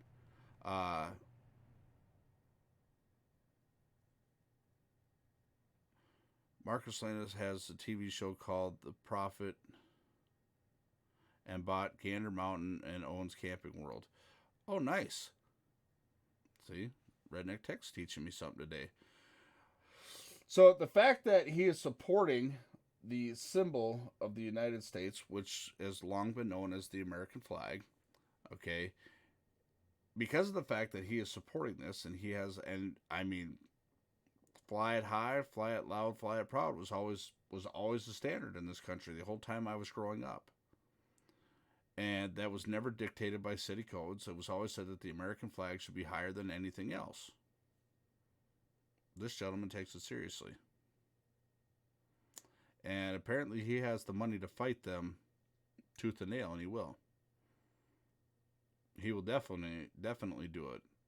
Because now you're impeding on his First Amendment rights of freedom of speech. Because they said you can burn. Now, mind you, this is where libs shot themselves right in the fucking foot. Okay, because they said burning the American flag, they ruled as a expression of freedom of speech. So representing the American flag in all of its glory is the exact same thing. And they will win. They will win this argument because it is the exact same argument. It is on the exact same principle. They will definitely win this. You know, and the thing is it doesn't matter what the lower court rules. It doesn't matter with the lower court rules, because a higher court is definitely not going to oppose what he's doing. And because of the fact that they're coming after him over the American flag of all things, the symbol of our country, the very thing our troops carry in a battle, the very thing that a group of soldiers is to protect while we are in battle.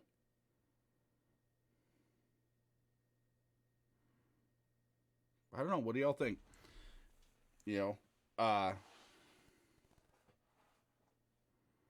Does anyone else think that they're lowering the flags for too many things? Where's the significance in it anymore? Here in Minnesota, the flag was lowered because, there's a couple of different reasons. We had a longtime senator and Minneapolis mayor who was very influential, who had passed away at the age of 92, I believe. Yeah.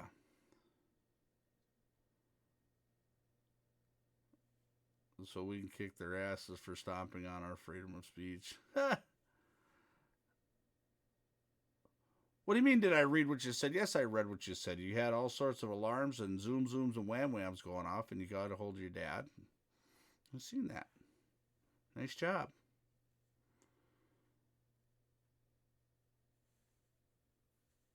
What do you mean, no? My screens are messed up right now, so I'm still trying to figure out. I woke up. Septic alarm going off. Not our freezer alarm going off. I'm just having an awesome morning. How are you guys? Yeah.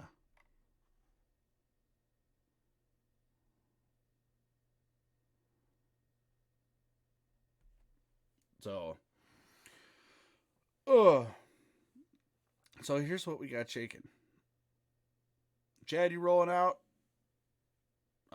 All right, brother. We will catch you on the flip side. I'm definitely going to be switching these screens back around, and I will have to figure out how to make this microphone work better. Yeah, it's driving me up a wall right now, just so y'all know that.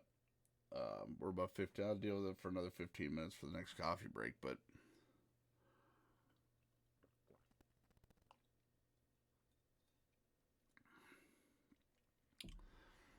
my long-time problem has been positioning the microphone so it is out of my way. Because, like, right now, I got to look around here to see what's going on this screen. So, I like the boom setup. I like the fact that it comes up and over the screens. But, yeah.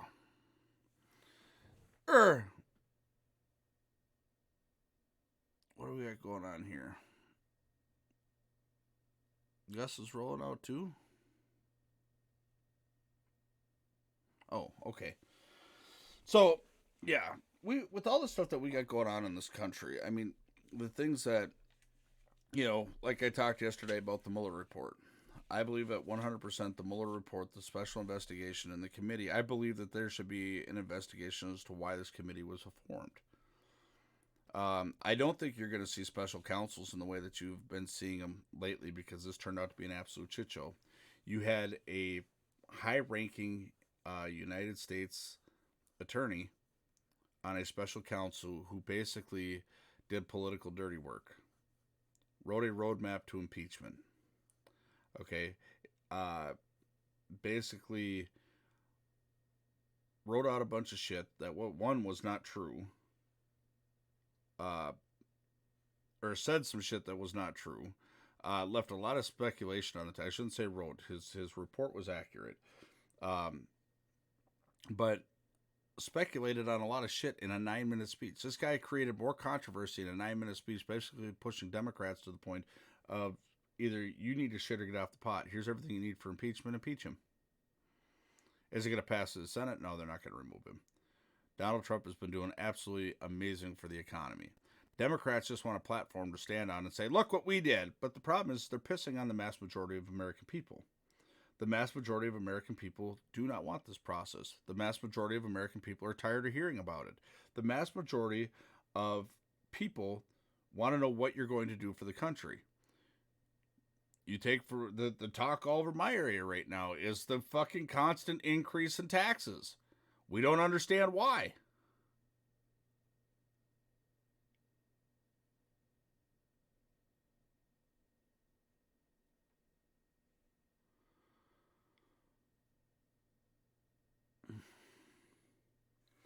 I don't know. I don't understand. And then you got cities worried about people flying a large American flag. There used to be a time when people were proud of that.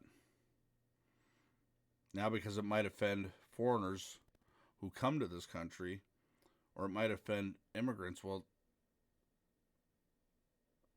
so what? You can't cater to everybody. You can't. The problem that I've seen with politics is that we're so busy trying to cater to the minority that you're forgetting about the majority and the people that you're extorting money from to make all this shit happen.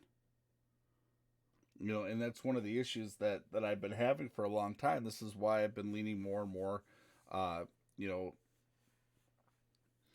know, people ask me, well, where do you stand? I said, honestly, I'd like to tell you that I'm a libertarian, but the problem is you've got the people representing the Libertarian Party that are just outright extreme.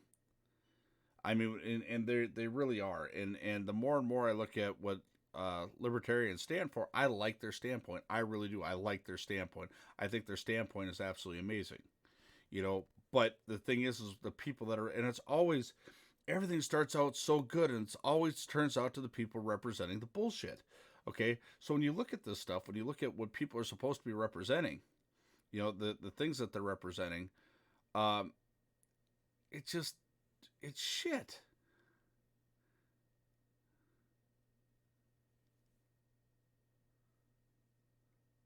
You know, you look at, let's take our Constitution. Okay, if you guys, hey, you know, I mean, the very top of it, and we keep it posted up here in the show, right there. What does it say? We the people. Okay? It means we the people, not we the government.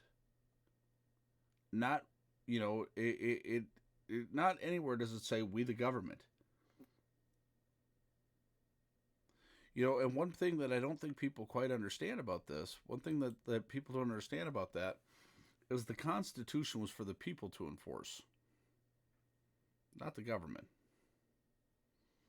The government was simply meant to be a representation of the people. And I think we've forgotten that. Through decades and decades of government creating programs and creating things where, oh, we got to rely on the government for this. That is what it's become. It has become we the government. And it was never intended to be that way. That's why the Second Amendment is the Second Amendment. The right to bear arms. A well-regulated militia.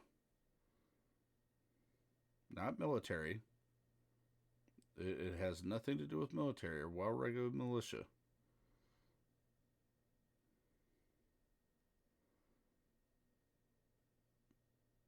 But that's the problem I'm having. That's the problem I'm having with this whole situation. Is now we look at it and they say the Constitution, but they forget the first most important three words. Even though the government is people, by choosing government and becoming part of the government, they separate themselves from the people. They are now the government. People seem to forget about this. People forget about this on a regular basis. You can say, well, that's not true. Well, you need to look at the Constitution in which it was written in its context. We the people. You're talking a government who had to fight for their independence from tyrannical governments. One of the biggest protests was taxation without representation. What are we going through now? In Wilmer, there's a 5-cent tax imposed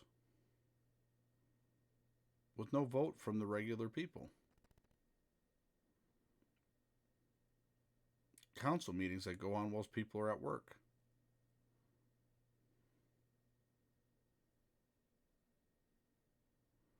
Sure, there's a vote from city council.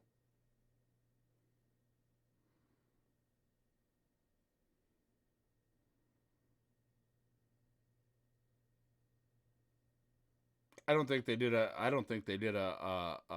citywide vote, because I haven't heard a single person that supported it outside of Marv Calvin's little inner circle. I mean, when they made the post about it online, there's a whole lot of people that are pissed off about it, because there's roads that need to be fixed, and there's nothing mentioned about fixing the roads that need to be fixed, but just building more shit that they have to maintain.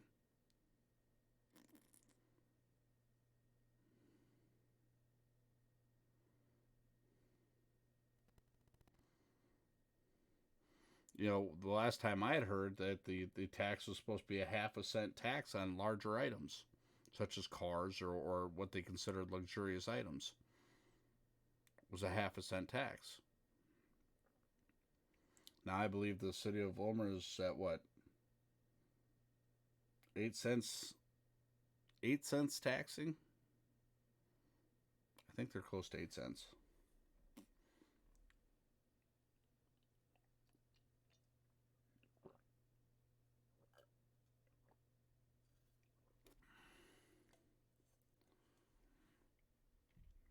Right, Wilmer's behind the rest of the state because Wilmer also has the lowest fucking payroll out of the state.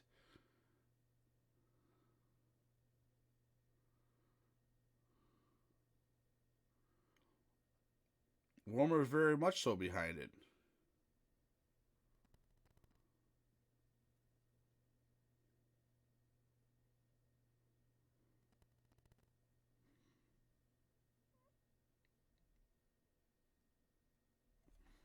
I mean, I could be wrong.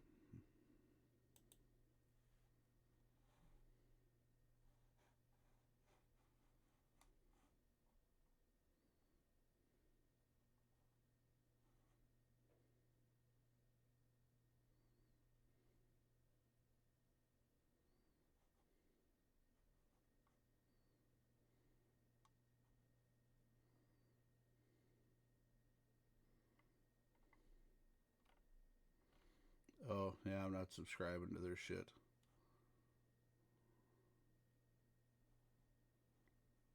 The voters of Wilmer will now have the opportunity to approve or reject a local sales tax option. Well, that would explain it. That would definitely explain it.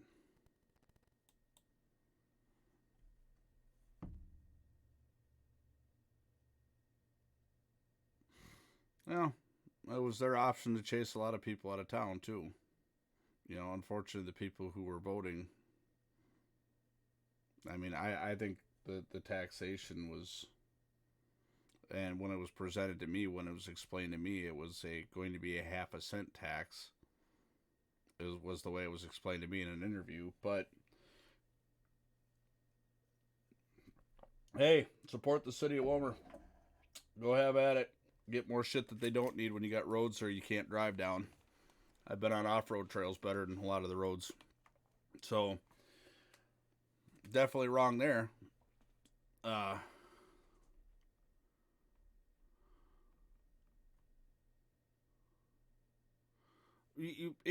don't care about infrastructure until the wages go up. And they're not going to fit. Did you read the plan for it? It's not about roads. They want to build more shit at Robbins Island. They want to build a city hall. They want to build a new fire hall. They want to build a new civic center. They didn't say anything about roads in it. The article that was just posted the other day did not say anything about roads. Nothing. It said Robbins Island. It said a civic center, a city hall, and a fire hall. They don't need those things. You need to worry about getting the wages up. You need to quit telling companies to come here and giving them tax breaks, bringing in big box stores and giving them tax breaks. You know, and I mean, it is what it is. We're gonna. You're right. It's not controlled. It's not controlled. But you know what? Quit taxing the people who are already not making enough money to compare with the rest of the state. Vapor, good morning. Good to see you.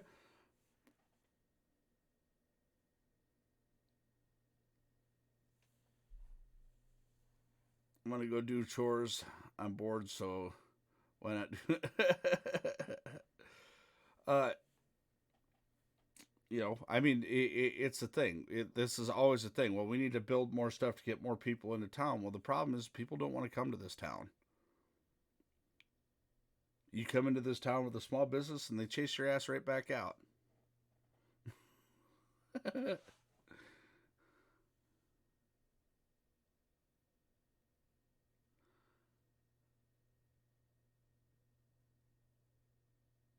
Wilmer median income.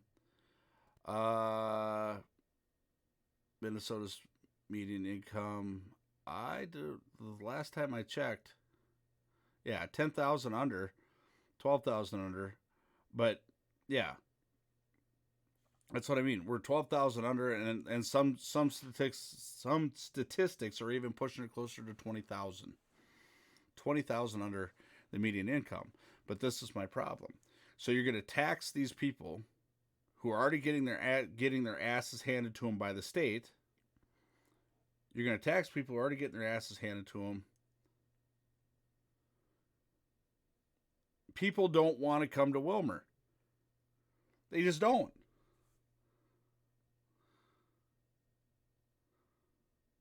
No, the big box stores. The reason the reason the big box stores come here is because they get.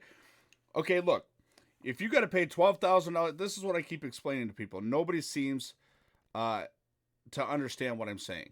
Okay, you tell a big box store that here, come into my town, open your business. You don't have to pay taxes. You don't have to pay the assessment fees. We'll cover all that for you. You don't have to pay any of that stuff. We'll take care of that for you. Here's the bonus. Our people here make $12,000 less a year. Why wouldn't a box store want to come open up here?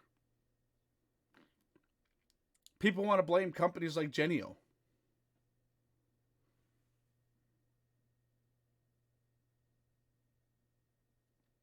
Yeah, Kohl's is coming to Wilmer. There's lots of stuff coming to Wilmer. Why? Because they can hire people for a hell of a lot less than they could anywhere else. Have them go open one up in Spicer and see what happens.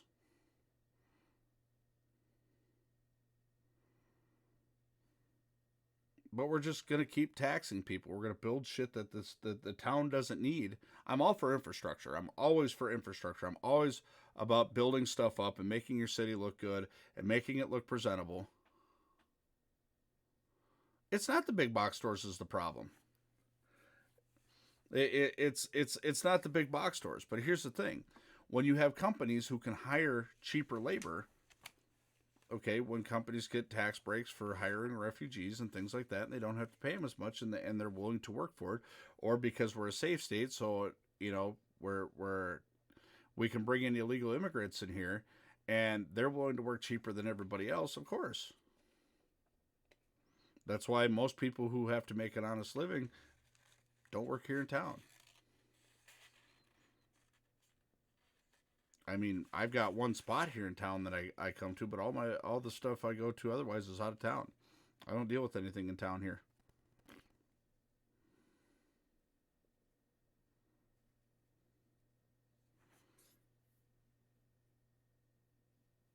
No, and it's not. The town isn't appealing.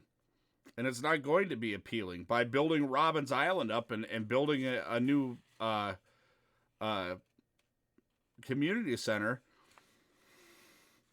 I mean, it's not going to be appealing. Wilmer actually has a very good school system. You're a college town. You've got a college right in town. Wilmer has so much stuff that is so much potential. It's not even funny. They legitimately have a shit ton of potential. But we focus on the wrong things around here. I was just at a city council meeting last night for my town, and that was the biggest. It was the biggest issue. When you have very educated people who don't want to come to town because they feel like their kids, and I quote a comment made by a doctor, who said, "I feel that my kids would not get an adequate education in Wilmer." Their school system is nice. It's up to date. It's very well done. But the problem is the students, are, in our opinion, are being held back for the sake of refugees. That it's very hard for a student to excel in the Wilmer school system. But it's not really immigrants that ruined it. It's the government, because they mass piled them in certain areas. Like they stockpiled them into Minneapolis. They stockpiled them. And I call it stockpiling because that's what they did. They stockpiled them. And they stockpiled them into the Wilmer area.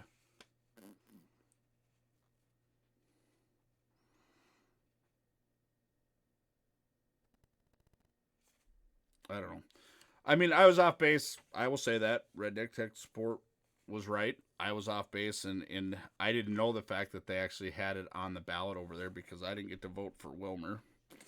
But I do a lot of stuff in Wilmer, which is another issue of my debate. But we're 2 minutes past our coffee break, and I need to do some shuffling here. So let's get the emojis up there. Let's break some stuff out. Let's get the emojis up there.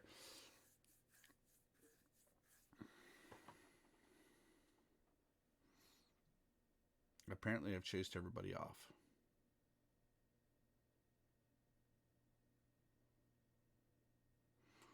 No, we don't have to agree. You're right. That's the beautiful part about this show.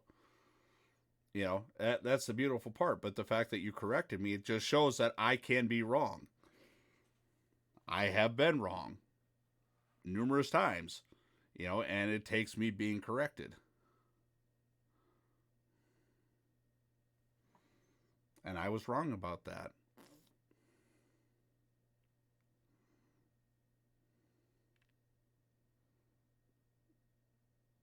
I think I put everybody to sleep. All right, well, we're going to cut off to the break because I need to use the bathroom and switch these computer monitors around because they're driving me freaking nuts.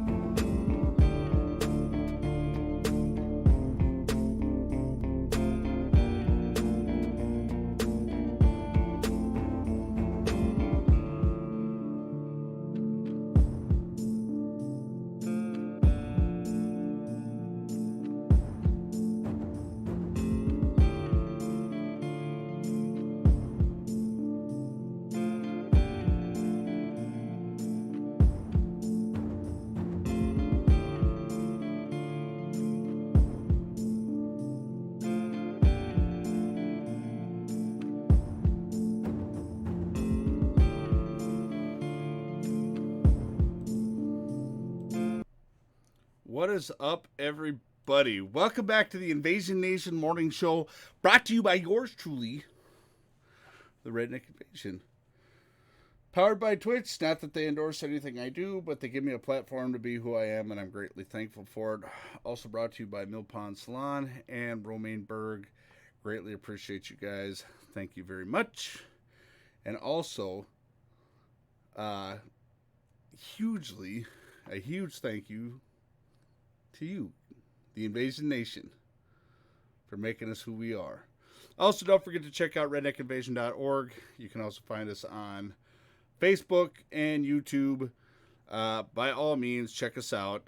You know, it just is what it is. JJ, good morning. Good to see you. Dr. Zigzag, good to see you. Yeah. So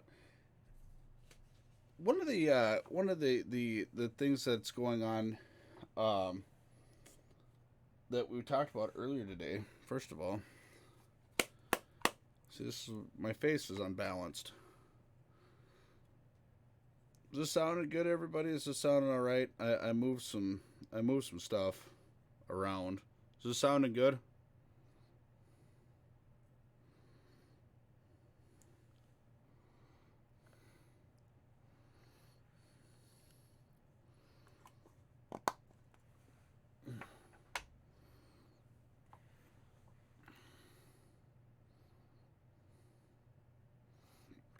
Beautiful.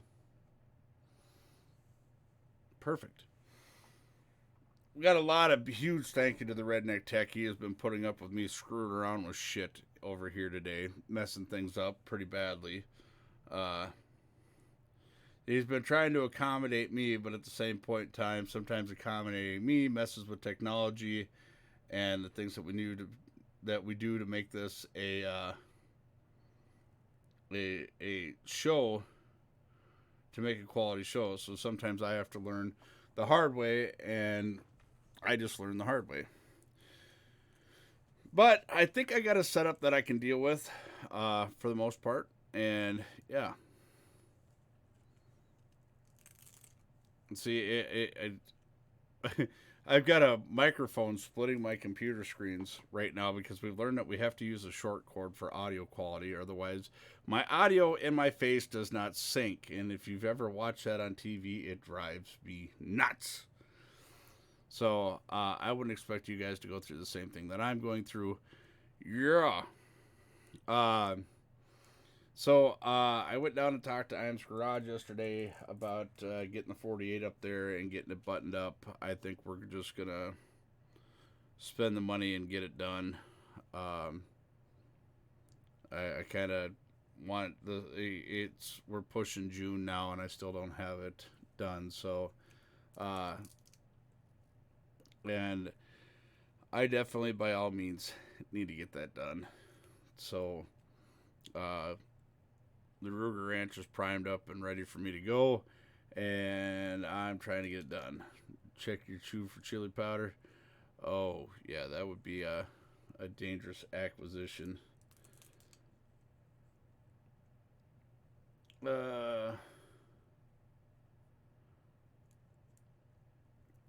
So, yeah, I don't know. I went to a city council meeting last night, and I'm kind of stuck in a situation. I live in a town of about 500 people.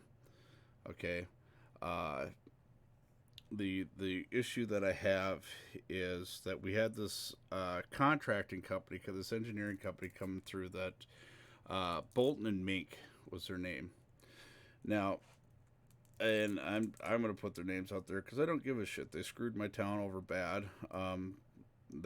Olivia got a little better love than we did because Olivia hadn't paid the bill yet and told them that either you fix this shit or you're not getting paid, and got a really nasty letter from the lawyer. Well, in our little town, we paid them because we needed stuff done. They dropped the road 2.5 feet in front of my house. Not only did it affect my yard, it affected 2 of my neighbors' driveways and their yard. And they did this without the approval of city council because they had a little loophole in their contract that said as long as it didn't cost the city any more money, they didn't have to bring it before city council. But the thing that was promised before they came in is that our stuff would be restored to normal. So I lost a foot and a half off my front yard, and I lost about 2 feet off the side of my house, the alley, including part of my driveway. The other thing is my yard has been washing out. Now, in a town of 500, the city does not have that much money to play with. Okay, and the city, their action was going to be, hey, we'll fix it on our own. But I said, but then what you create is a problem with everybody else's stuff who got fucked up. They're all going to want their stuff fixed, and the city can't afford that. The city can't afford that. It'll bankrupt the city overnight. Because if you fix mine, you got to fix everybody's. I don't know what there's grants and stuff involved, but unfortunately my city is stuck in a position of they don't know what to do. They've spoken with an attorney, and, it's a 50-50 chance in court. It depends on who the judge likes that day.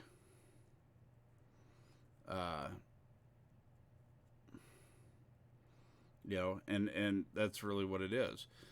I have spoken with these people, and they've lied to me directly.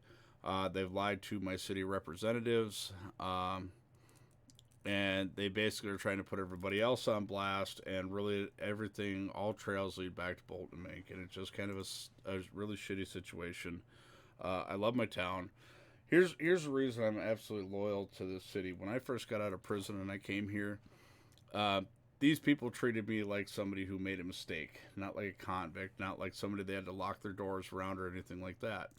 They treated me like a human being, and that was pretty tough to find. That was extremely tough to find, and especially when we had just gone through the entire situation of putting, going through and having 30-something applications denied. Do I need to sit closer to the microphone? I mean, I can actually. I forgot this thing's fully adjustable. So what I can do. See, this is what I'm actually doing off camera. And then I have to hurry up and run up and get my coffee. So how does this sound? Does this sound better? You guys hear me a lot better now? We actually look kind of professional. I just don't have the spit guard on there. Okay. See, this is the nice thing about this little gift from the Redneck Tech. This boom stand is because now I can actually adjust the microphone. So even if I lean back like this a little bit, like I normally do, we're okay. Can we get some emoji love for the Redneck Tech, by the way?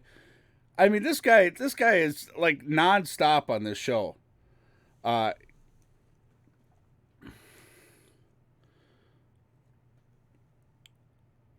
Yeah. Uh-oh. Yeah, come on, guys. Let's get some emoji love up there for the Redneck Tech. This guy is working nonstop at making the show better. He's making the Redneck Invasion great again.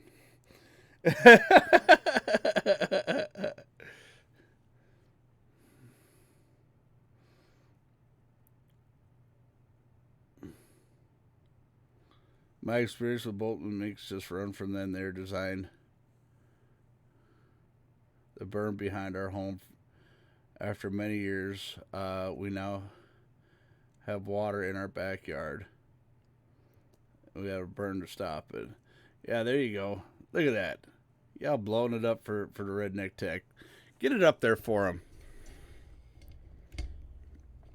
I got it. Now that I think I got my cords right, I can strap these ones down because this bothers me. The ones I can't see don't bother me, but the ones right in front of my face do tend to bother me. So, see this? I get fancy. I'm a zip tie kind of guy, but apparently you don't use those in this. I knew that.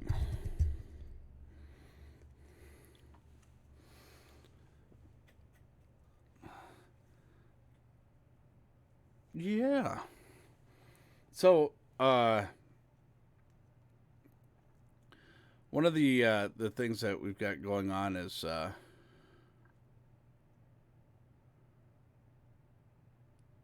you like that look? Yeah. I mean, I could put the big guard out here, but the guard kind of gets in my way. What this is I guess this is a static guard. Yeah.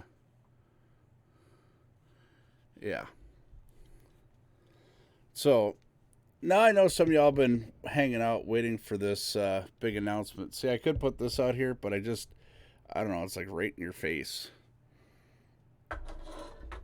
Pop filter. Yeah, they used to call them spit guards. So, all right. Oh, hold on 1 second here. Hold on 1 second. I'm going to give you the announcement right here. One thing I'm going to tell you is this.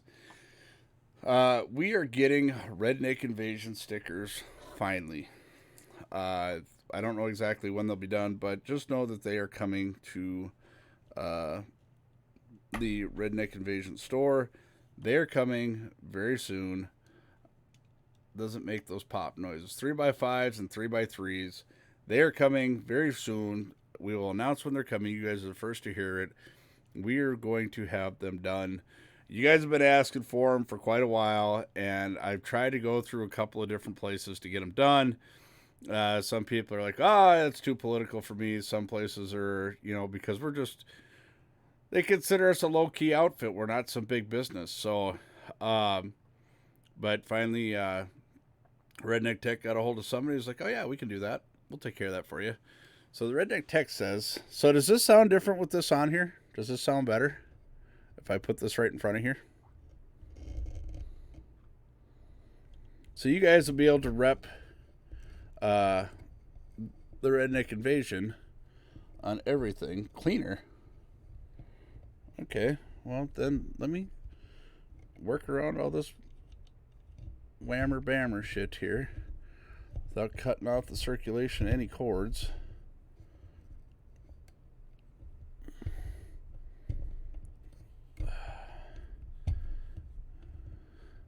One of these days, I'm going to have me like a Louder with Crowder team where they come in and they set all this shit up. I won't even have to sit in front of a computer screen. I'm just going to have a microphone because the Redneck Tech has already told me once I get an actual studio, I'm not going to be allowed to touch jack shit. Everything's going to be set up and I'm just going to be told to deal with it. Which, hey, you know what? I'm okay with that. This is his baby.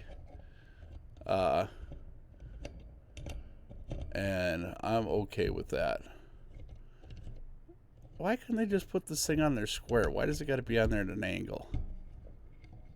Oh, that's right, because you tech guys got to be all fucking difficult and everything.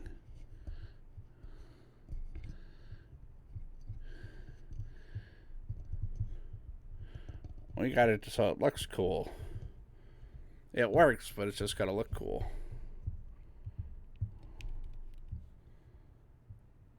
And then it doesn't even stay up that way. That's crazy. It's alright. I know how to fandango the angle, buddies. How's that? Is that better? Can you hear me now?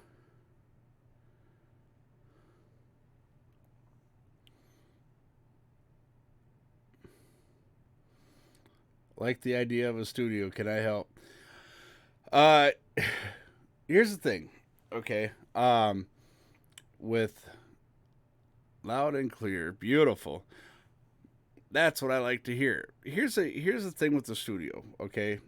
We do eventually want to get into something because I do a lot more stuff than just sit here. Like literally, I have a shop full of tools that I could be building stuff with.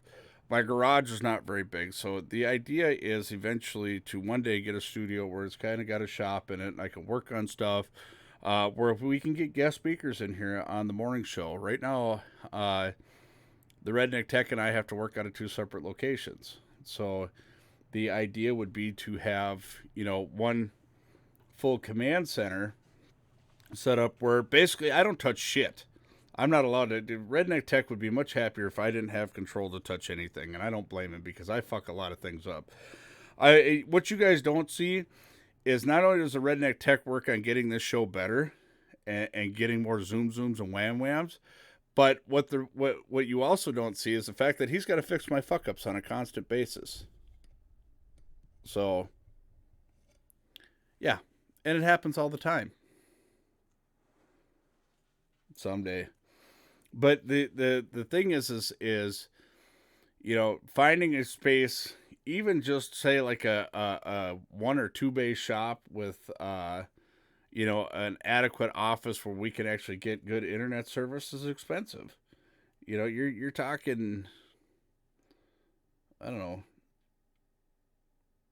Yeah, he also does the marketing. He does all the behind the scenes shit. Literally, I'm the guy. Literally, all my job in this operation is to sit in front of the camera and create content. And now that I have a streaming phone, you guys will probably see me more often doing a lot of dumb shit. I don't mind being streaming. I don't mind being in front of the camera. I don't mind it at all. I look forward to the day when I get to do it full time. I really do. And that is my new career goal. I thought I was just going to be a driver the rest of my life and maybe venture off into a couple other little opportunities, but I really like this. I can do this, and once I get up to that point and able to do that, I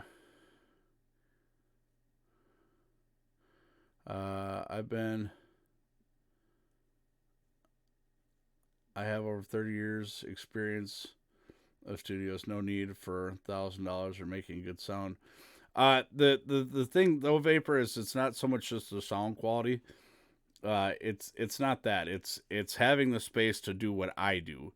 It's having the space to when I'm building mud trucks, when I'm building trucks, I've literally got 4 projects sitting on the back burner right now because I really just can't. I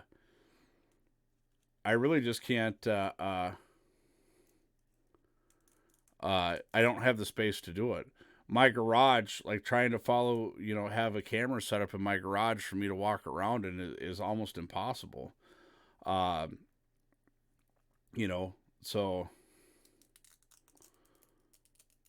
yeah, that's the thing is getting space adequate to do what I do. I've been making it work now, but when you have to start looking at things and being camera compatible and being service compatible, whereas if we had a shop with a studio and an office type deal, the Redneck Tech could actually wire in a bunch of cameras like I have now to catch different angles, and basically, that's what it would do is we would go to different angles and things like that.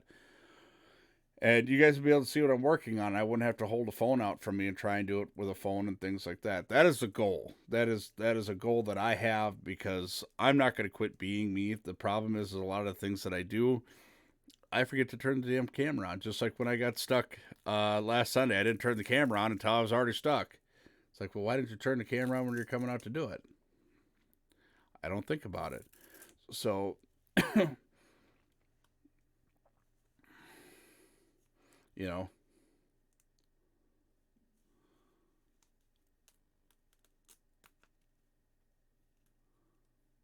What are we talking about up here? When I win the Mega Ball tomorrow night, my wife and I will hook up. That would be sweet. I keep saying when I win the Powerball. You just won $100 million on the Powerball. What are you doing streaming? I like doing it. Is there a problem with liking doing it?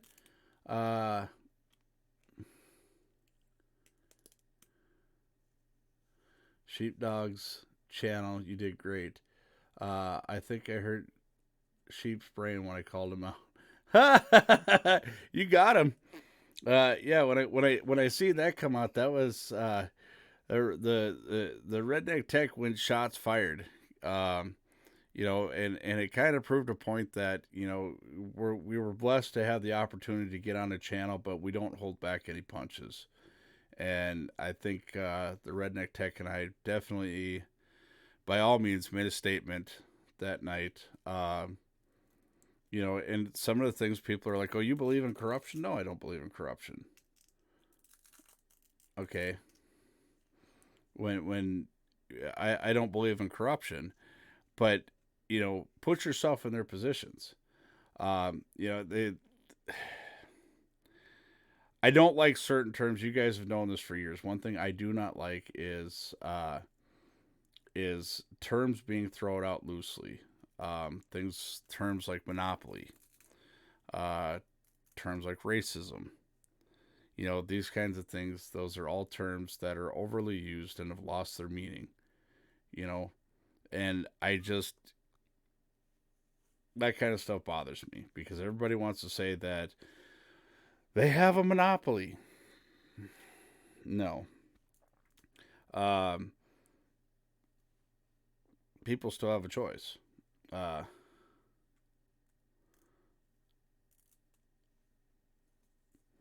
and here's the thing. It's really easy to say, and I could tell you honestly, from my past life, when you're trying to do shit and you're trying to keep your operation going, and you have the money to do that, you're going to spend it to keep your operation going and have the influence that favors your business or favors what you're doing. That's exactly what's going to happen.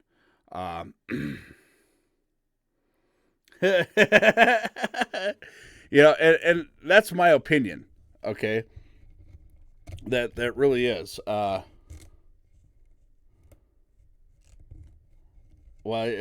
While saying break up businesses and increase taxes, like what the fuck?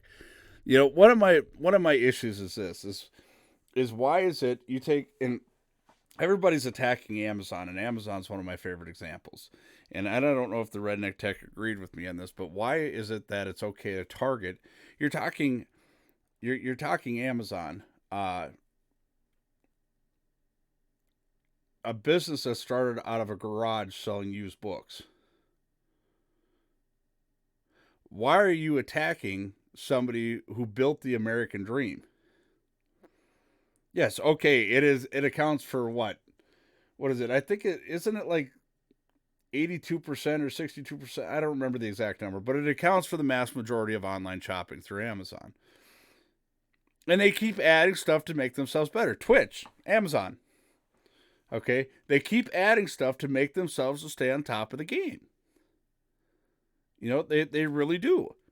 And how do you fault a company for that? How do you fault them for that? They're like, well, the lobbyists and things like that. Well, of course, you're going to want, when you're that big of a business and you account for that much going on, you're going to want people standing on Capitol Hill supporting you.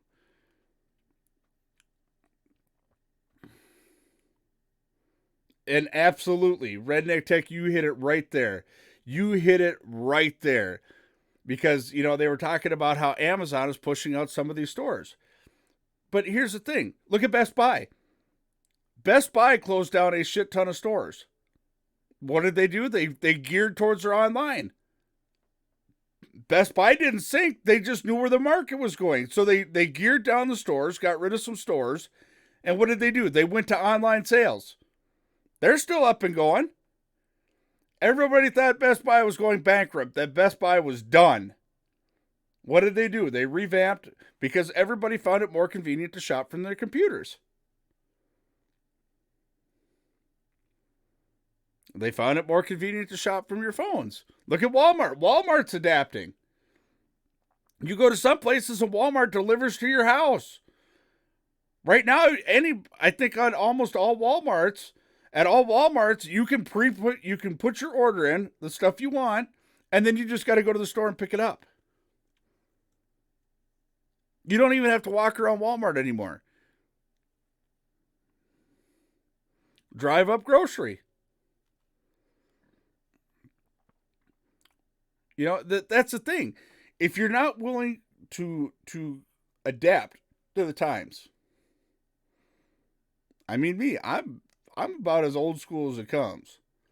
But it's like even in my business, yeah, I'd love to be running a big 460 big block 1-ton truck everywhere because I know how to work on it. I've had to come out of my comfort zone. I had to change with with what I was doing for work, I had to change. I had to get something newer. I had to get some more stuff to be more efficient, and that is what it is.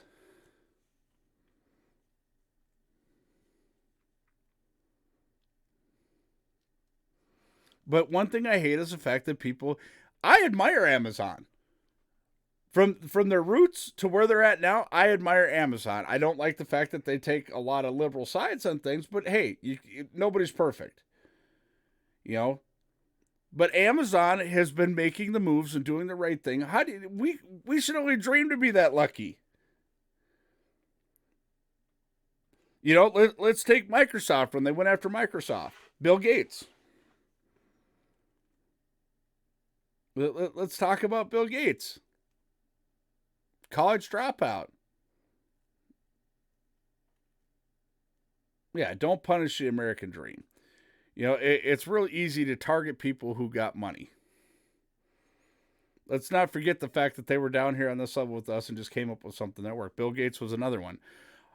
Bill Gates stands on a lot of stuff that I don't like. I do not like the things that he does for abortion. I do not like the certain programs that he supports, but he also does a lot of stuff that I do support. Without Bill Gates, I wouldn't be talking to you right now.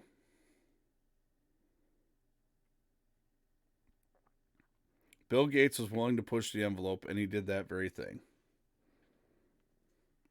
Mark Zuckerberg. As much as I hate the way Facebook is turned, there's another one. There's another one right there.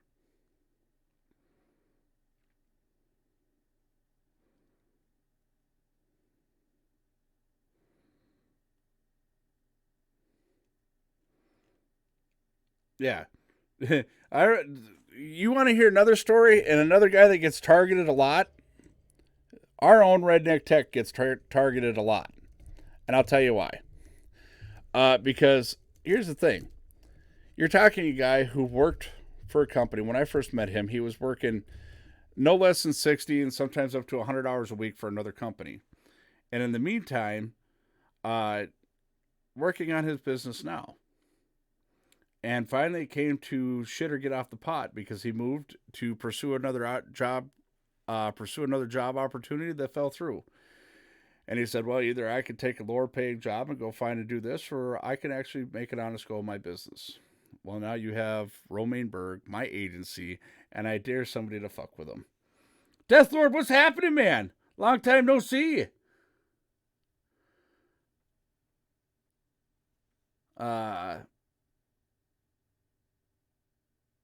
Yeah, I remember, I don't know. And here's the other thing.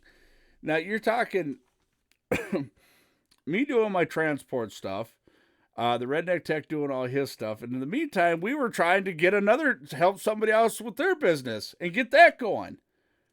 Wasting our time on that. I'm ignoring work and tuned in. It's good to see you over here, brother. I don't get much time anymore to get on the old Twitch factor. Breeski, what's happening? Now, is that 30 or is that Bree? Inquiring minds want to know.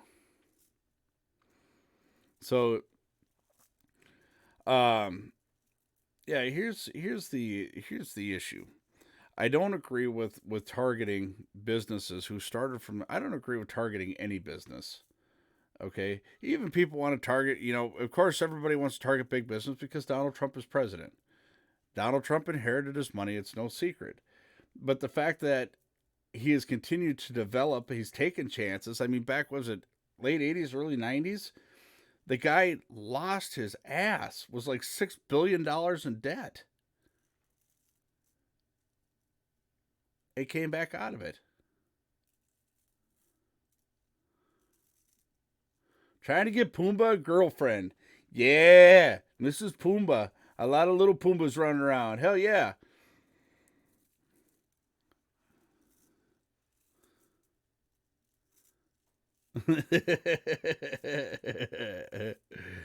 Oh, Pumbaa fixing to wear that one out. You might have to get two. He got no shame in his game. Pumbaa, he got no shame.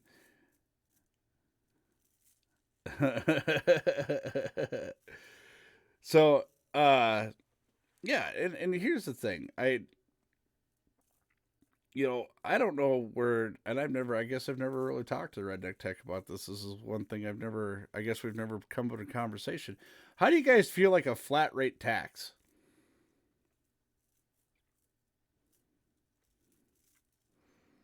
How do you guys feel about a flat rate tax? Let's say all of a sudden they say a 7% flat rate tax for everybody, all the way across the board.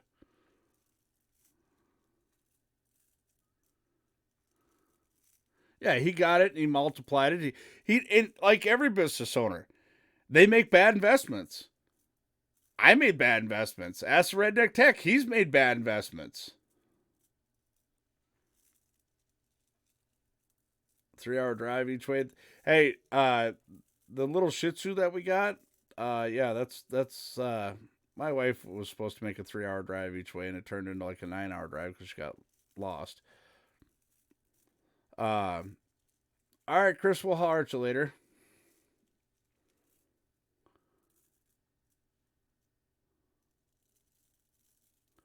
Oh yeah, yeah, I remember that shit. I remember that. Oh my God, it's the end of the world. It's the apocalypse. Listen, some people read in. I mean, I'm a Christian. Don't get me wrong. Some people read into that stuff way too much. They read into that way, way too much. A flat rate tax, I think, and making the government budget what they have instead of being able to increase taxes constantly. I don't know. I'm for a flat tax. I really am. But I don't know. Redneck Tech, where do you? I can't wait till this guy's in studio where I can actually get him on a microphone and a camera, because I think him and I would probably have better debates than me and half the people we'd bring on here. Uh, Good deal, but returns would be nothing, and peeps would blame who voted. That's the thing, though. If you're paying, okay, here's the thing with a flat tax: you don't get a return. You don't get a return with a flat rate with a flat tax. Okay, you that's the whole thing. The government gets what they get, and that's it. That's all they get. Okay, and they have to make that work amongst all the little programs of bullshit that they're creating. It could definitely work.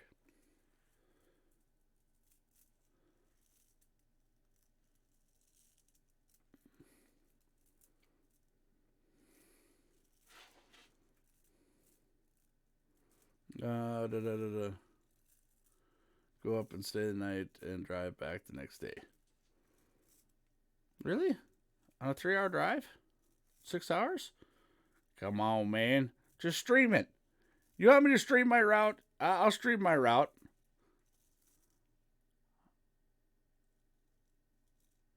Just one part of it's 4 hours. I literally leave right after the show. I'm out of the house by about 10:30, and I don't get back here usually until about 8 o'clock at night. I'm on the road the whole time. And here's the thing, though. Here's the other thing you don't have to worry about. As long as you pay your 7%, you don't ever have to pay in at the end of the year either. You know what you're paying every year. You know what you're paying. You can figure it out per paycheck what you're paying in. Or if you're a business owner, you know what you got to pay in at the end of the year, or quarterly, or however you pay it. Right, no return, but people would be pissed. I don't know how they would be bringing more home. I think an economist figured it out. 7%, if we did a 7% flat tax, if I believe I heard correctly, a 7% flat tax. And I don't know, uh-oh.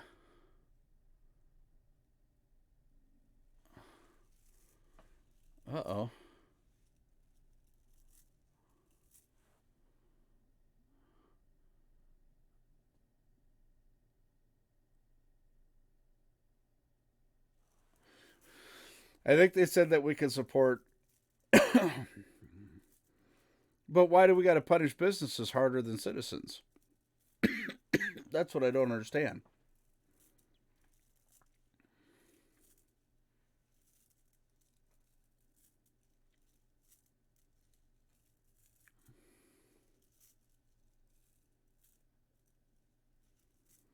That's the problem. People don't understand. If you're getting returns, you've overpaid in taxes.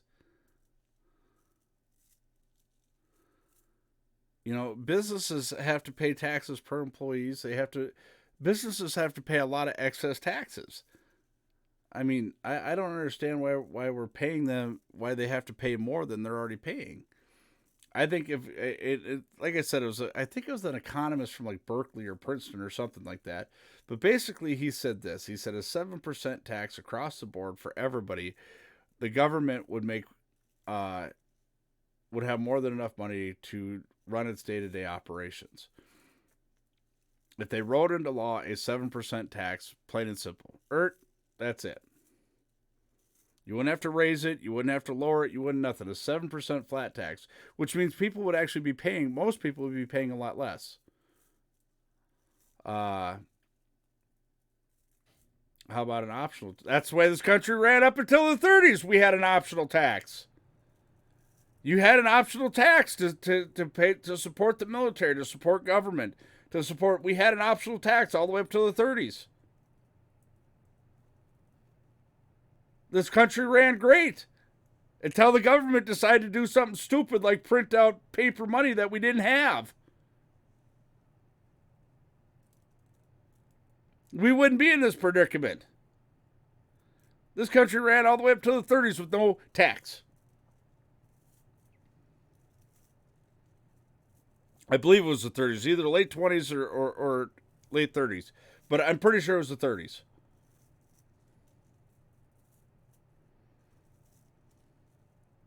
And you know what the funny part is on the optional tax? Okay, you take I want you guys to think of this very quickly. Okay? I want you guys to think of this real quick.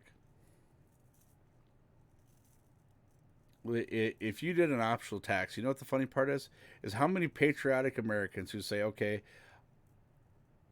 I want my money to go for national defense. You know, right now we're being forced to pay for programs we don't believe. You know, a lot of pro-lifers are forced to pay for abortions. You've got a lot of people who are forced to support people who have taken welfare as a career opportunity. You know, and you've got people who are finding any way to take advantage of the system. Okay, but you take the optional tax, and believe it or not, and an optional tax, if you had an optional tax, do you know that back before the 30s that people donated 10% of their income? The majority of people donated 10% of their income to the government?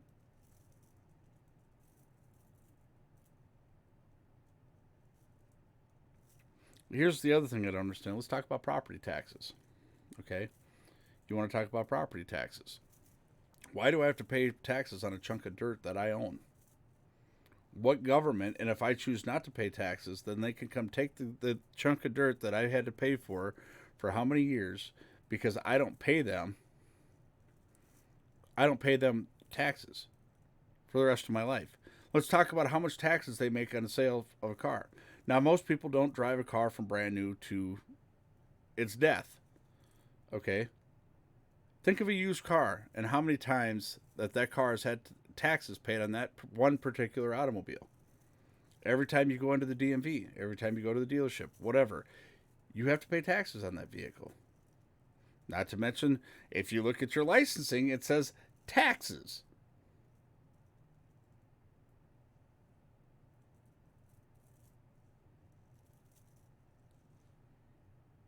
Am I wrong?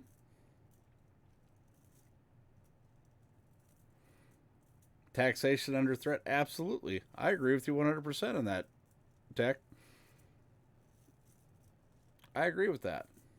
Yeah, when you go buy your tabs for your vehicles, look at it. When you look at the receipt, it says tax. If we can tax the immigrants' free housing, free food, free Medicare, free education, we'd increase state income. We can increase the state income by them getting the fraudulent people. We're talking hundreds of millions of dollars a year in just fraudulent activity by people collecting welfare benefits that aren't even in this country. Property tax is bullshit. I own my house, but I have to pay $200 a month to the county to keep it. The only reason for tax would be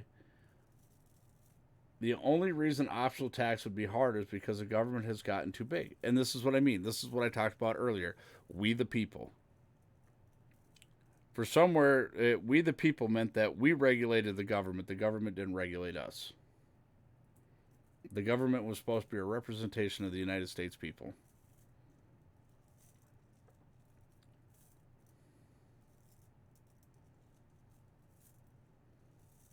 Optional tax would lighten up the economy because privatized things. And we know that free market capitalism increases innovation and efficiency. Absolutely it does. Absolutely it does. 100% it does. When you hear talks of socialism, how much innovation do you see coming out of socialism? Somebody got an answer for me? How much innovation do we see coming out of socialism?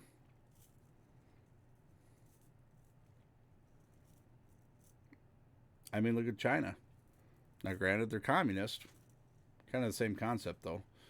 But they're stealing information from us, and they're pretending to be innovative.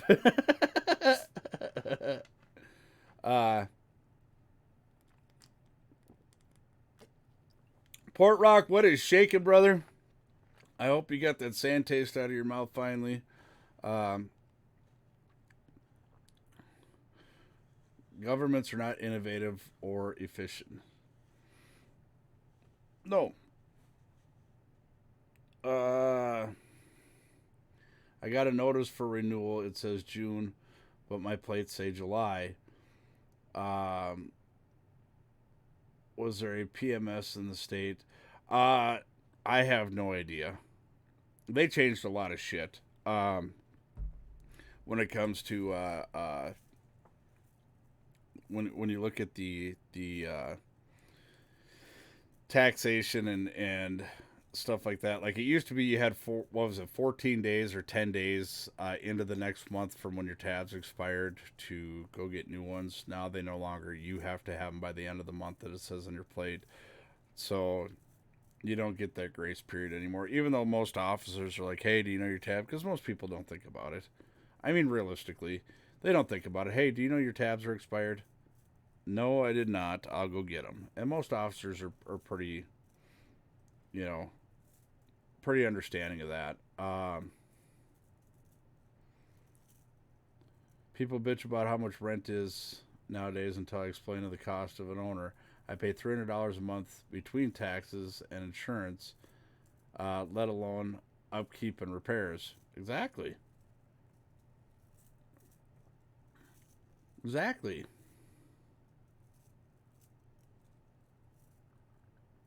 Oh, yeah. We go talk about rent in California. Good night. Holy wow. Sometimes I think it's cheaper to live in a hotel room in California than it is to even rent a one-bedroom apartment out there.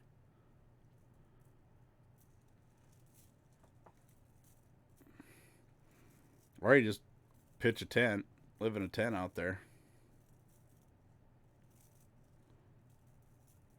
So, anyways, we're coming up to the end of our program. Again, a big shout out to Bill Pond Salon, Romaine Berg, Iams Garage, and KJ's Quick Stop. I appreciate y'all very much so. Also, this weekend, I want to give a shout out. There is a street dance if you are in the area. Candy Dandy Days is going on this weekend. There's a pancake feed. Candy Dandy Days is going on all weekend, starting Friday, where they will have the water ball challenge. They'll have live music. There'll be a kitty parade. Fucking Candy Dandy Days. Yeah, well, fuck off. Fucking idiot. So, Candy Dandy Days is definitely going to be going on. By all means, you guys want to support a small town, go out and check them out. They're going to have a live band there. There'll be a bunch of stuff there. So, yeah.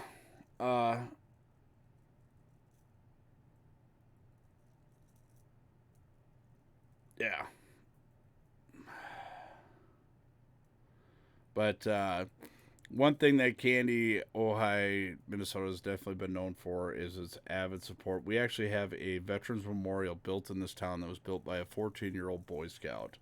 Boy by the name of Quentin Lindstrand to get for one of his projects that he had to do for Boy Scouts, built a Veterans Memorial next to the City Hall in Candy, Ojai. If anything, come and check that out. There's an old elevator in town that is great for photo opportunities. They're going to have the antique tractor pull. You know, there's going to be lots of stuff there. Eagle Scouts, sorry. But, yeah. Brother's one bedroom in Orange County, $1,650. Yeah, he was getting a hell of a deal at $1,650 because mine was over $2,300 a month. And mine was just a one bedroom. And that was years ago. So, yeah, if you guys are looking for something to do, get outside, go out and hang out with the people, go out and meet some people. There's lots of stuff going on. I love yep, they'll have the antique tractor pulls going on here this weekend. Candy Dandy's Days going on this weekend in Candy, Ojai, Minnesota. Come check it out. Also, I will be there. If you want the opportunity to come meet me, come hang out, come to Candy is Dandy Days. The Redneck Tech is just an ass hat and wants to make fun of it. So, no wonder people in Cali start living in vans. Actually, they're living in tents now. I'll probably look at there. You guys will have an opportunity to come out and meet the Redneck Tech also. Don't forget to check out 30 Says Spreesky TV. As always, we're family with those people. They are definitely, as they would say in the professional world, they're our sister channel. So, yeah, by all means, check out 30 Says. We auto-host them. If you can't find his channel, just watch. When they're on, we're auto-hosting them. So just tune into our channel. We'll give you the option to switch over and watch our channel directly. Go check him out. And maybe here in the near future, we'll see Pumbaa's new wife. Oh, I give it 3 days and she's knocked up. 3 days. So, yeah. And let's see how bad 30 can continue to mess up the stovetop that he's got there. What are you down to? Like 2 burners that work on that thing now and like 2 actual full grates? It's going to be animal porn on 30's channel. Hey, just what is that song? Is it by the Bloodhound Gang, the Discovery Channel song? Yeah, make sure you got that song on. Make sure you got that song on standby. I mean, I had actually had posted up on my Snapchat the picture of Pumbaa humping the dirt bike tire and the bucket. So, hey, you guys should get the dirt bike tire one made into a shirt, by the way. The slogan I could be "Baby Got Back." I'd probably buy that one too. Baby got back and his Pumbaa humping a dirt bike tire. Postcards, there you go. Get out there and type in the command for just put in shirt, and it'll give you the command if you want to support Pumbaa. I am an advocate for supporting Pumbaa. I love Pumbaa. I love Pumbaa because Pumbaa has no fucks to give him. Pumbaa walks around that place just like me. So, all right, Deathlord, we will check you out later. If you want to watch some serious gaming, Deathlord is a very interactive person. I forgot to give him a shout out. I am sorry, Deathlord. I'm an asshat. If you want to check out gaming, somebody who goes into different games and checks different stuff out, Deathlord is a smaller streamer like us and definitely good dude. Yeah. So anyways, we're going to get up off of here. Y'all have an amazing day. Until then, keep them cold, keep the bottoms up, and Redneck will holler at you later.